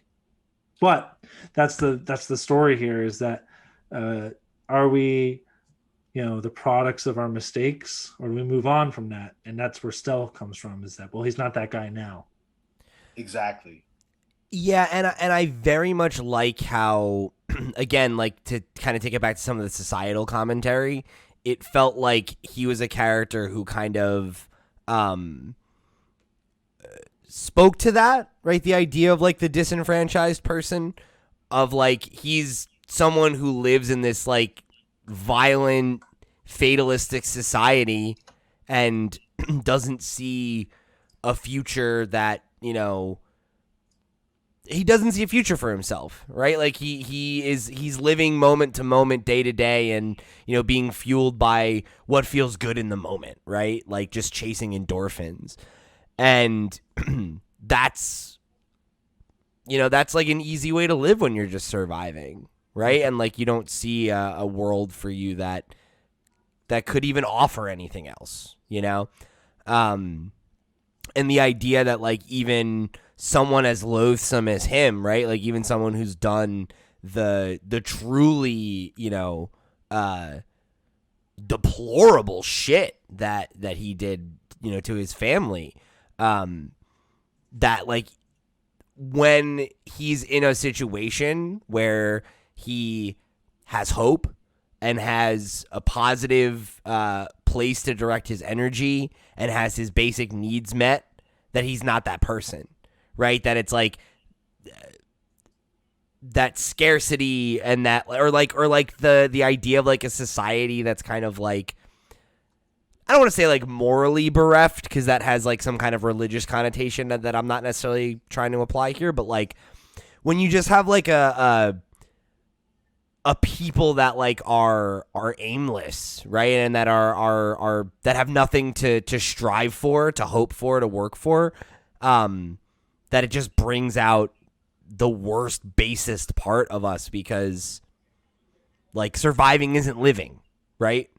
Mm-hmm. There's a book by a philosopher named Eric Fromm. It's called Escape from Freedom. And in that book, he talks about how there's a theory, and I think Freud actually propagated this theory as well earlier, obviously, that there are only two modes of human existence: creation or destruction. You're only ever doing one of those two things. And creation, the act of creating something, is inherently a hopeful act, I think.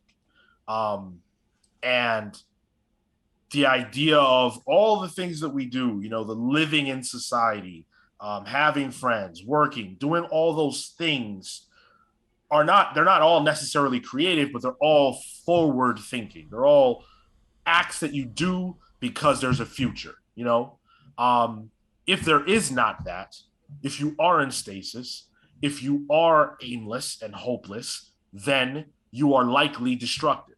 You're likely giving in to your baser vices, the things you don't do right now because you can't, because if you did, it would upend your life and it would potentially create a roadblock for the future that you want. Those are the things that are now open to you because you are choosing to abandon hope. Now you would be a destructive person. And that's exactly what Zem exemplifies. We don't know if he's inherently a bad person. He's probably not. He is a person of circumstance, which most people are, whether you want to believe that or not. And he does what's in front of him, and when life gets better, when he's inspired again to hope, he does that, and he's a better man. And now he wants to have a future and a life. And when like Pete mentioned, when all his needs are met, it's not even that he is necessarily hopeless. It's just that he likes what he has. And he's cool with that. He has enough. He's content, and he needs the extra push in order for him to go beyond that. And I think his hope at that point was to survive, and he's doing that. So boom, long-term goal met. But then when she grabs his hand, puts it on her stomach, and he feels what a future could be, is when he reprioritizes his life and the future goal there. The next goalpost becomes, I have to not only survive for myself, but now for this, because there's something beyond myself that I need to take care of, which I think is redemption. To your point, Sean, right? We know that he's not an inherent bad person, because sure, he did shit stuff when he was younger, when the way he treated his wife, his kids, his own vices. But now we can see that he's grown beyond that. And not only has he grown beyond that, but it's in direct contrast to what he was doing before, with a potential child along the way. And that's the thing, right? Is I think I would make the argument that he's not an inherently bad person, right? Because the actions that he took that were bad and abhorrent were when he was an aimless person, right? He was directionless and rudderless in a violent sea. And like he was just making moves to make moves, right? Whereas like when he actually is making choices and being an actor in his life, he's electing to try to do good, and whether it's totally altruistic or not is like kind of irrelevant. I feel like that's the whole point, right? Is that like with opportunity and belief, right? Like people can rise above their baser, shortcomings. That like we all can be a better version of ourselves if we're given the tools to thrive. And I think the last piece there is also a fortitude, because you need to have the mental strength to be able to realize in the moment. Estelle says this, and I'm not remembering what page or what book, but where she mentions, it's not about ignoring the reality of it, but it's about having the understanding that from this situation, there is some sort of outcome that could be positive and could benefit me in some way, and that's not going to be a barrier to me continuing, because it's not the end all be all. It is a step to this larger goal. Yeah, I appreciated the idea of like that it wasn't necessarily that like hope was this superpower, but that it was just like that despair becomes a self-fulfilling prophecy, right? And that like if you can embrace collectivism and inspire people to work towards a common good or a common goal, that like anything is achievable, One thing I did want to ask though, on the subject of the hope as a superpower thing, now that crossed my mind, how did Stell survive the radiation poisoning? Is that explained? Did she just? How did she get pregnant? I don't know. Like that, I guess that's what I'm asking. They were preserved by the Neo Sapiens because Right. Okay, that was the implication. Was that like they had tech or whatever? Okay, cool. Yeah, because they're in a post, whatever future society where there's no disease, there's no whatever. So they've addressed all that stuff already. Right. Okay. Cool. Yeah, I was just like, I was wondering if the implication there was supposed to be that, or if it was like, did she just believe she was gonna get better and she got better? Like, is that what happened? Which would be fine. I mean, like that's whatever. But yeah, just thank you. Yeah. I wanted to talk quick about the conflict between Lena and Tahoe and how all that stuff goes, because that was really cool watching the chase within the city and going into that like underground, like totally debaucherous, like hopeless area. This is where people go who are ready to die. Like they want to die in epic fashion. That's the whole point. And Tahoe finds Lena there, like trying to get her last, trying to have her last orgasm. She ruins it. Like, damn. I thought that was hilarious.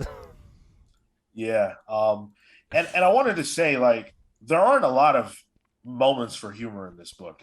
It's a pretty bleak, joyless book. Right up there with Black Science, for those of you who are real Rick Remender heads, in terms of like the lack of fun. But that makes moments like that all the more sweet when they come around. Yeah.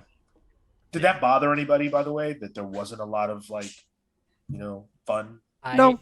I love the fact that there was not like a lot of fun. Like Marco hates fun. No. Like it sounds weird, but like every time that she was just dragged deeper and deeper down, I found it that much more satisfying for her to overcome, and like the thought process and the way that Remender was processing it in context. So every time like a new situation came up, I was like, fuck, that sucks. Okay, but what is going to happen for her to say, no, I'm going to supersede this?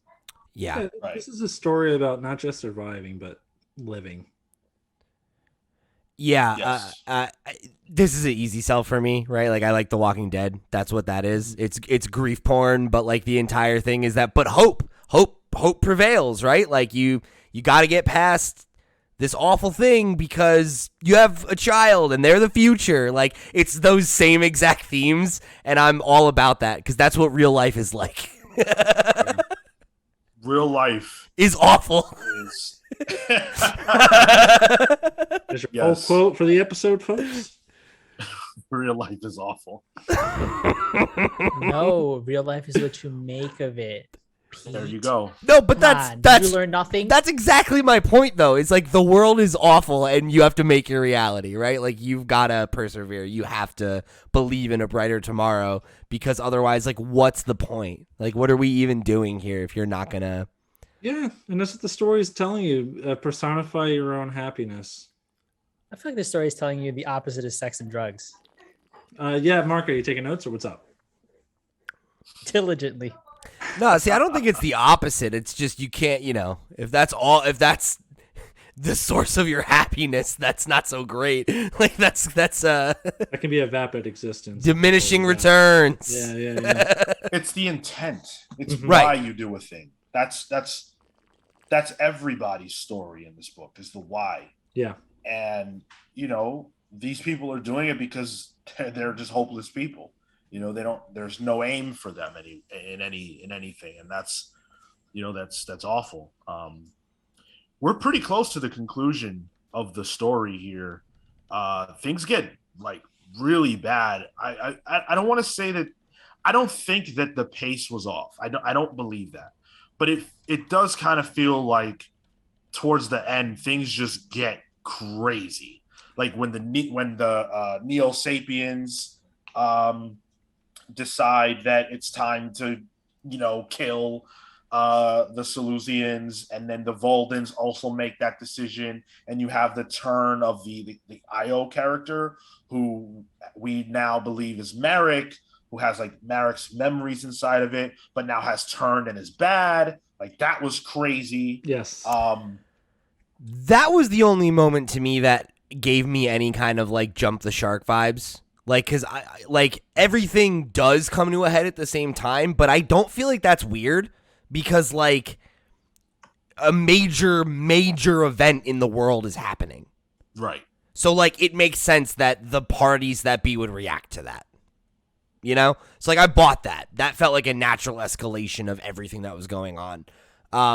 The Marek thing where it was like, oh, like I'm a robot and I have some of his brain in me, and I was like, okay, that feels weird, and it feels like we accepted that very quickly, but okay, that's cool. I'm in. Let's keep moving. And then it was like, just kidding, I'm actually a bad guy. And I was like, what? And then he's like, still actually has Marek. That was actually real. I thought that he was like, no, I lied. I didn't have Marek in me, but actually I do. I don't know. It wasn't bad. I'm like not trying to like say it was stupid or anything like that. It was just like, that was the only point that gave me any kind of inkling of what you're talking about, Sean, of like, it felt like very like, whoa, okay, what's happening? Like, what's the status quo with this character right now? Yeah. Sean, you won't say that the pacing was off.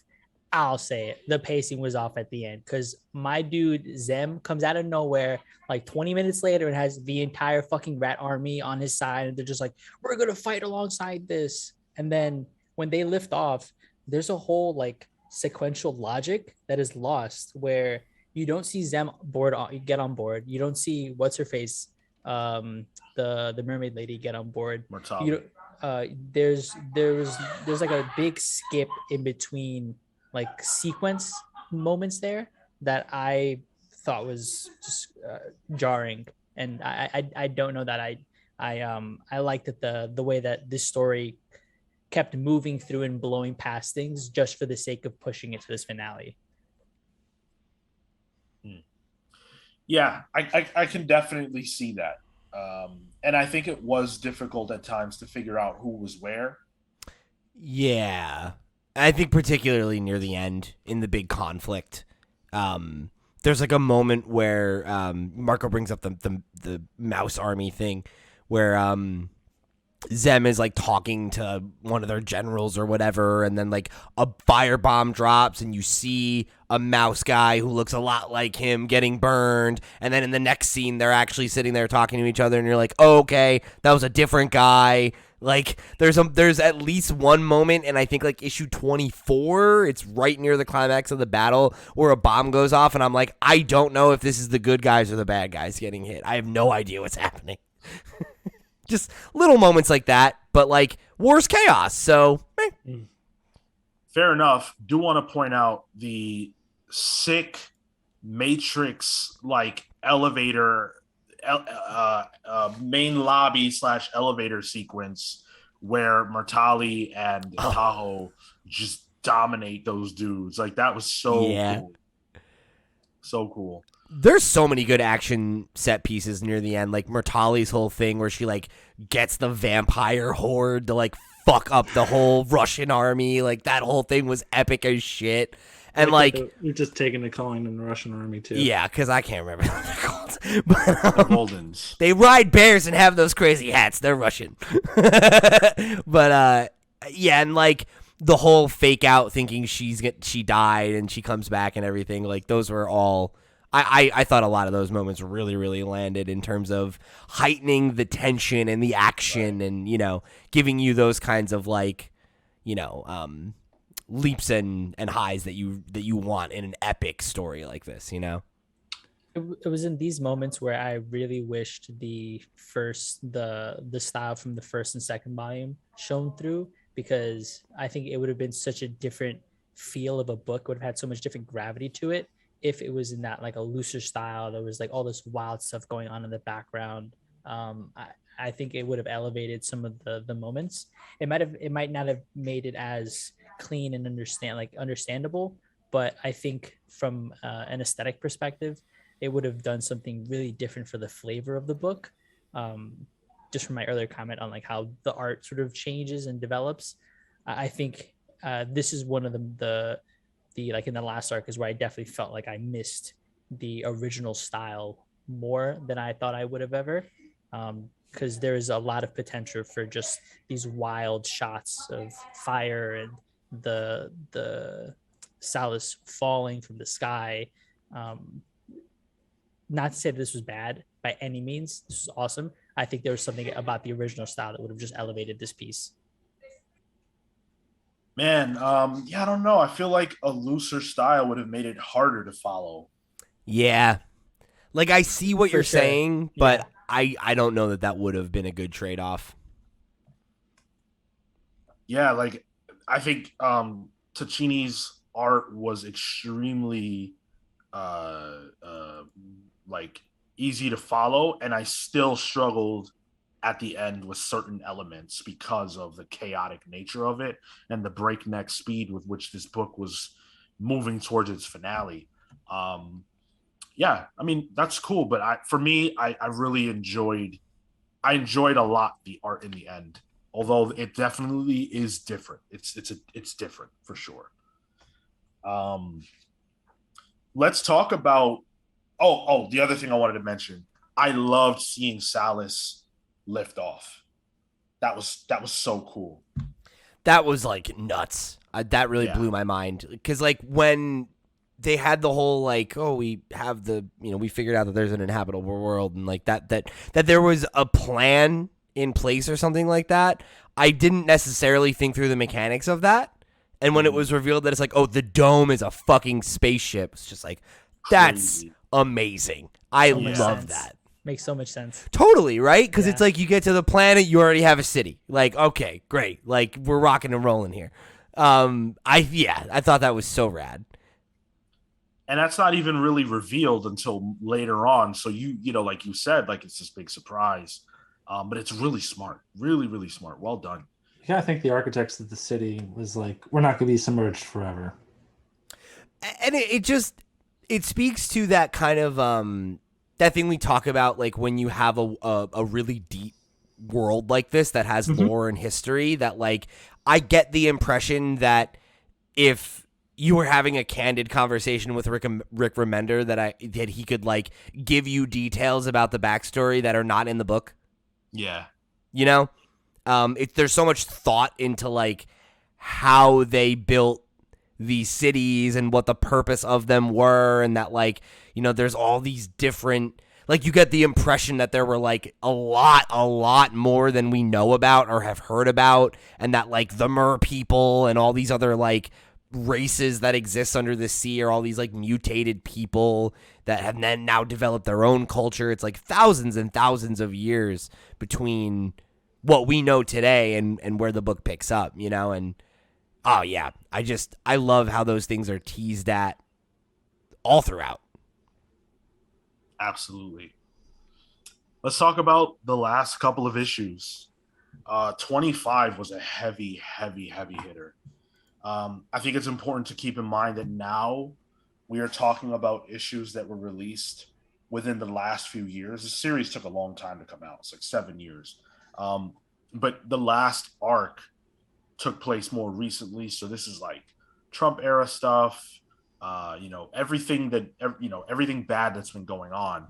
And another, what I think was amazing monologue by Stell. I read this issue for the first time today, and it hit me really, really hard, really, really heavily. Wait, you read it for the first time? Mm-hmm. What? Because this issue took so long, or this series took so long to finish. The last couple I had never read. That's crazy. I didn't know that. Mm-hmm. So I wanted to read a little bit of what Stell's monologue is. She says, "I can see you. I'm here with you. I know what it's like. I understand how you feel. Everything is insane. You feel alone in it. I know how insignificant it makes you feel. I'm not going to tell you that things aren't bad or that you should be stronger. I know where you're at. You've done all you can."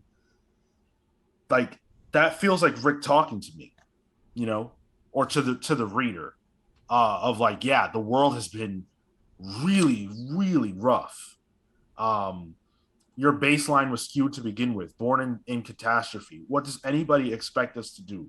We know how this ends, but can't quit. So push forward. Push isn't right. Drift.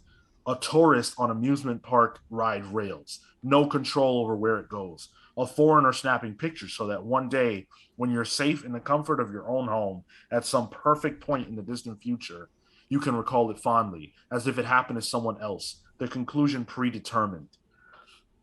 I just feel like, when you look at your life, and when you look at all the struggle and the strife that you go through, and you hope that it's going to matter, that it's relevant at some point, whatever that means to you, whatever relevancy is, we're all fighting for that same thing, and we're all coming from that same chaotic place. And this, like, craziness that we're seeing at the end is humanity aggressively trying to exist. Yeah, I really responded to that. The idea of just kind of like we're all kind of struggling to find like meaning in the chaos. That like we all hope that it's like, hopefully all this suffering is going to lead to something, to something positive. And yeah, I mean, it's certainly a message that resonates in the here and now. Della comes back in an awesome, awesome way. She returns in the Helm suit. She's badass. She has a huge fight with the Helm's King, and that don't go too well. But her intentions are initially clear. She doesn't really want her mother alive. She has every intention of killing her mother. And it's the moment where her mother looks at her, hopeful, loving, despite the fact that Della clearly hates her, clearly is going to kill her. And Stella just doesn't care about any of that. That it like unlocks something inside of Dell. She wasn't there to help. It's a byproduct or a happy accident that her actions there ended up helping in some way, up to the point that we're talking about.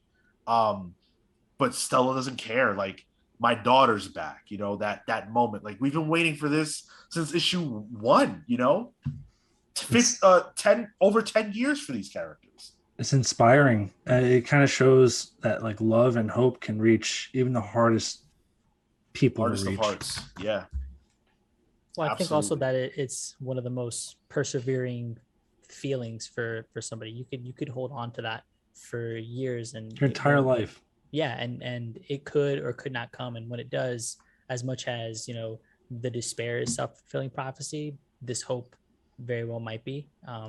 But you can hang on to that, and it has maybe a more positive effect than having that despair. It's what makes her sacrifice all the more meaningful and inspiring. When you get to sacrifice yourself for me, Phil. You stop living so debaucherously. Fair enough. Fair enough. Leave it to the lazy to ruin the work of the industrious. Am I right, Phil? That's right. That's right. So I questioned with this series, like, okay, so how is this going to end, right? Because it's a book about hopefulness versus, I guess cynicism, pessimism, whatever you want to say. Um, but things don't tend to work out super great for Rick Remender characters, and I just didn't imagine that. Like, I thought like maybe Salas would get destroyed in midair, like it would just explode, or they would venture off and find nothing, and that would just be the end. Like there's just nothing out there for them. Uh, I was pretty surprised that things kind of ended well. Della sacrifices herself for them to push them off into space, which I loved. But other than that fact and the loss of her, which is certainly not an insignificant loss by any means, they make it.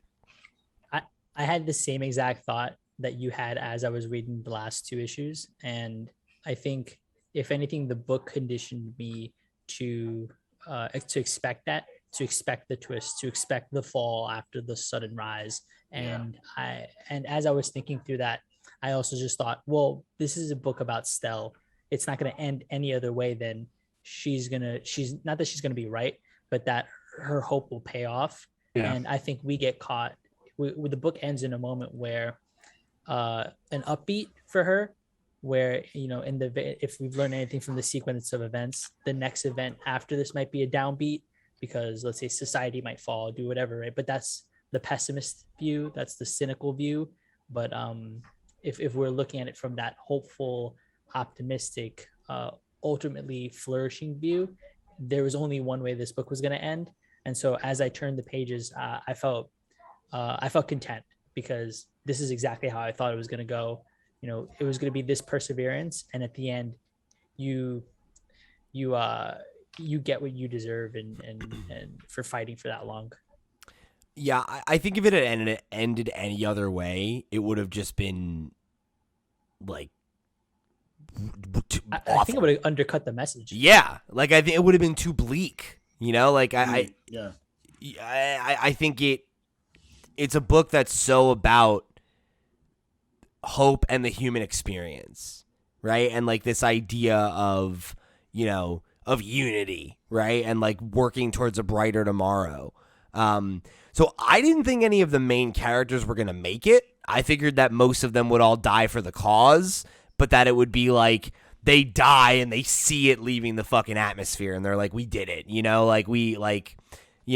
got as far as we could, and hope perseveres, right?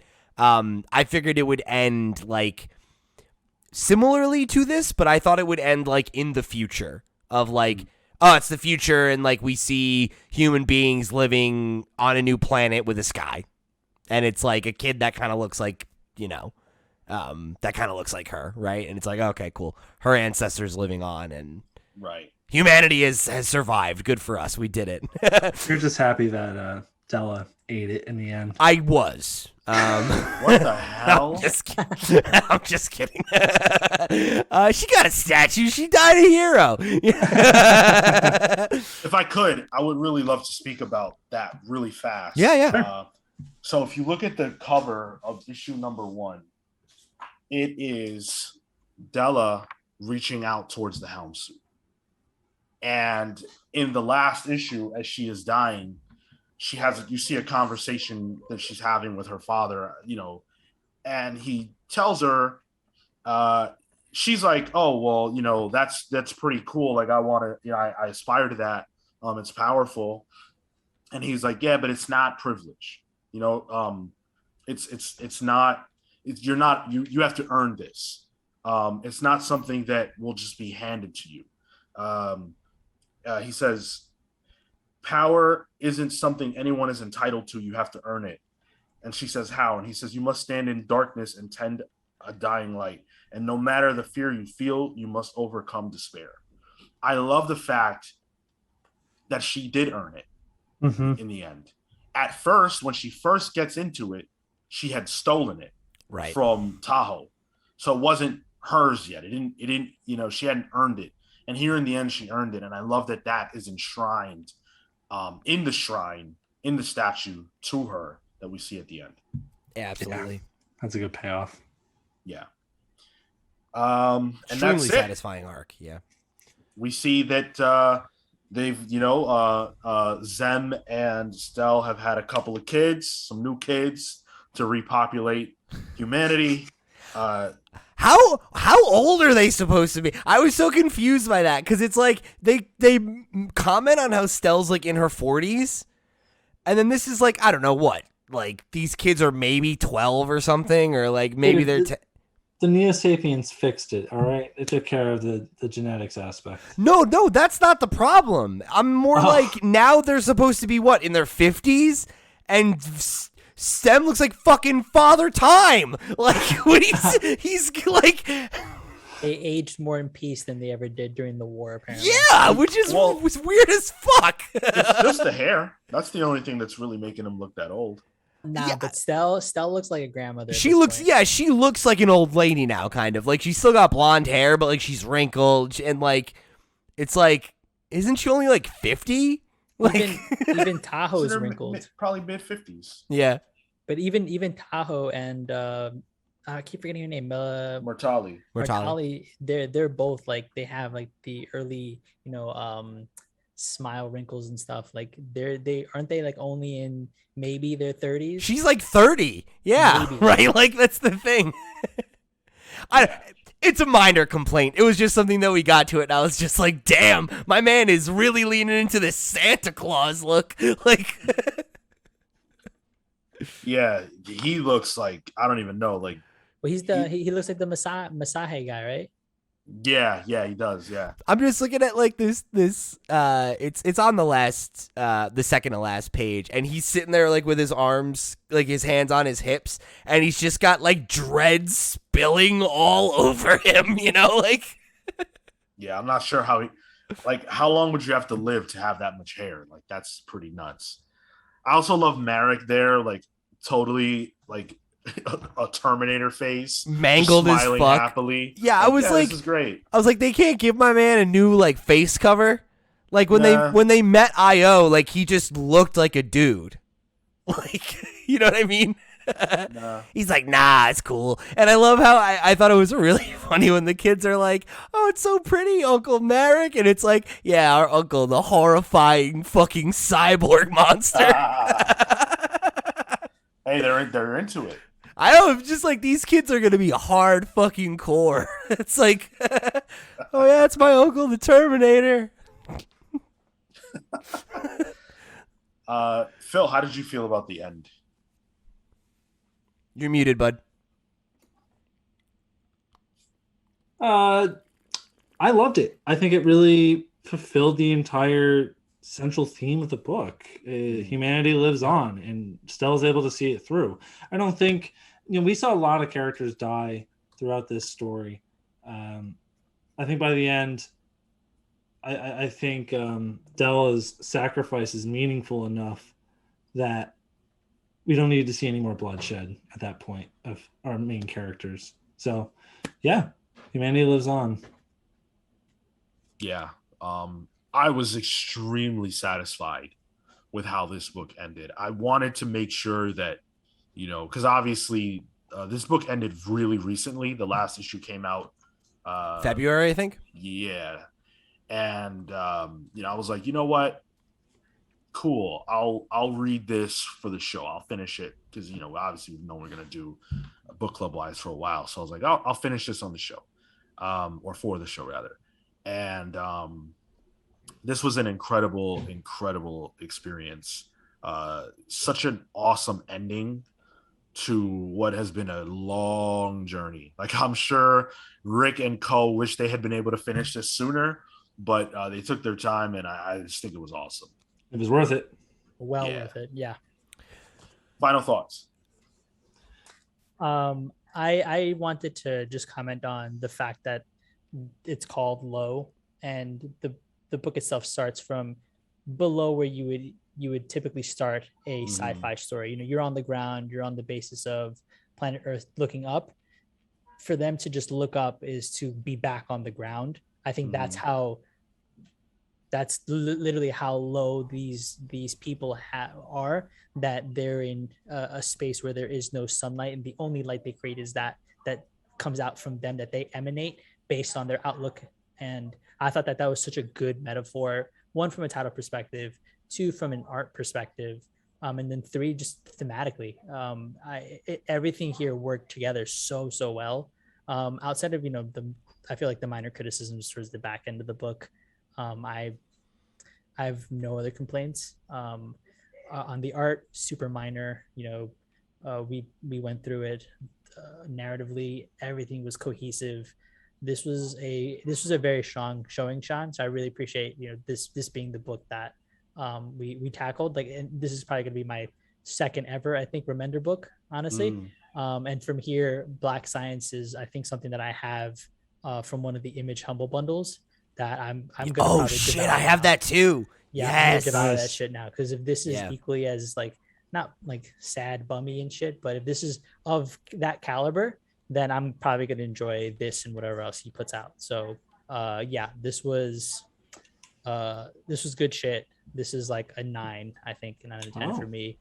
The pieces that affect the overall story, I think, are they're minimal, and the point off is just me being a bit nitpicky at some points, honestly. But yeah, really good stuff. I'd recommend this to anybody. I think you can pick this up and you'll enjoy it if you're somebody who is looking for something to read that ultimately has a positive message, if you're willing to go through the bad moments, the low moments, as it were. There you go. Nice. That's pretty good. This is a great book, and I think its timeliness, as Pete mentioned earlier, can't be stated enough, because it really underscores how important hope is in the face of seemingly insurmountable odds. And I think nowadays a lot of folks feel very disenfranchised for a myriad of reasons. And hope doesn't come easy. You have to work at it. It's something you have to. It's a flickering light that you have to preserve, and that's what this book's all about. And I think Rick Remender's experience, whatever personal stuff he was going through, isn't unique at all, in the sense that it's unique to him, but a lot of people go through hardships like that in life, and they can identify with the characters in this story in that way. He does a really good job of fleshing out all our main characters here, to the point that we want them to persevere, survive, and live.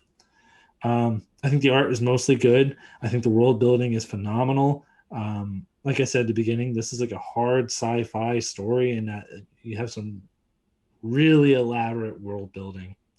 I'm really glad we read this. A book that I really had no familiarity with ends up being, a 9 for me as well. Thanks, Sean. Thank you. Yeah, I definitely echo what's been said about the book. I think, as I said at the jump, this is like a book that I really missed the boat on, pun not intended. I missed the dome ship on. Low-hanging fruit there. Yeah, sure. It's a book that I feel like I've always meant to double back to and just never got around to it. And I'm really glad that I had the push, because I think this book is really special, and it is a great example of why I became an Image fan. It's stories like this, with this depth of character, with this level of world building, with the freedom to go places that I hadn't seen comics go before, And I would hold this up there with like any of the the classic Image stories, like your sagas and any of those kinds of books that are like, you could hand a volume of this to anybody whether they have familiarity with comics or not. And I think that they could appreciate the story and its message, but also just the artistry of the book and its execution and how dynamic and deep its world is, in a myriad of ways. So yeah, I would say similarly I'd put it 9.95 range for sure. It's a truly great book, and one that I'm really glad that I finally took the plunge on. Yeah, I mean, I've talked a lot about how good I think the book is all throughout, and I think that I owe Rick Remender thanks. I really appreciate this book so much. Rick gave me a lot with this book, and lessons that I needed to learn, especially at a very, very bad time in my life. Lessons that I needed reinforced, stuff that I had forgotten. For whatever reason, I feel like I connect with the struggles that Rick Remender talks about in his stories. And, this book is a big help. Even today, reading it, the finale of it, needed it today. So thank you so much to the creative team for doing this book, for having the guts to do a book that's this dark and this bleak. I've never hear anyone talk about Load. And whenever they do, they often talk about how depressing it is or whatever. And it's like, I'm sorry that that's the only thing that you got out of this, because for me, there was so much more. And, I'll always cherish and appreciate that this book exists, and I'm going to refer back to it a lot. So, for me, it's a 10, and I would recommend it to anybody who, needs it. And I think a lot of people need it. So, yeah, those are my thoughts. Thank you guys for agreeing to read this. I'm glad that we got this one done. The proof that I do not control everything that goes on here is that we have only done 2 Rick Remender book clubs in our almost 5 years of existing. If it were up to me, it'd be Rick Remender month every month. Rick and Grant, those are the only books we do. If you guys want to hear us do more Rick Remender books or just anything in general, definitely reach out with your thoughts about what you think we should do going forward for book clubs. Last month we did Maximum Carnage for the release of Venom, which of course has since been delayed. But that book club is out there for you guys now. Sean, I'm sorry. Wait, what's the movie for? Venom. Let the Venom. Son of a bitch. And this is our book club for the month of September. So hopefully you guys enjoyed it. Let us know your thoughts. While you're thinking about us, follow, rating, review, like, comment, subscribe on YouTube. Thank you so much. We really appreciated it. And with all of that, we are the Comics Pals signing off. Take care, guys. See you next time. Hey Pete, is the recording gone? Oh, good. Okay, yeah. I'll be honest, guys. Man, Sean, I just played this up for the show. This book I'm feeling a mid to low 4.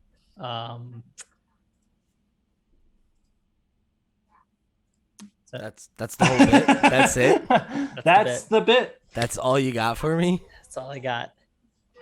You can edit cricket sounds. That was whack. I'm not even gonna put that in. That had no heat. That had no heat. All right. I won't even justify that by editing in cricket sounds. You fucking kidding me?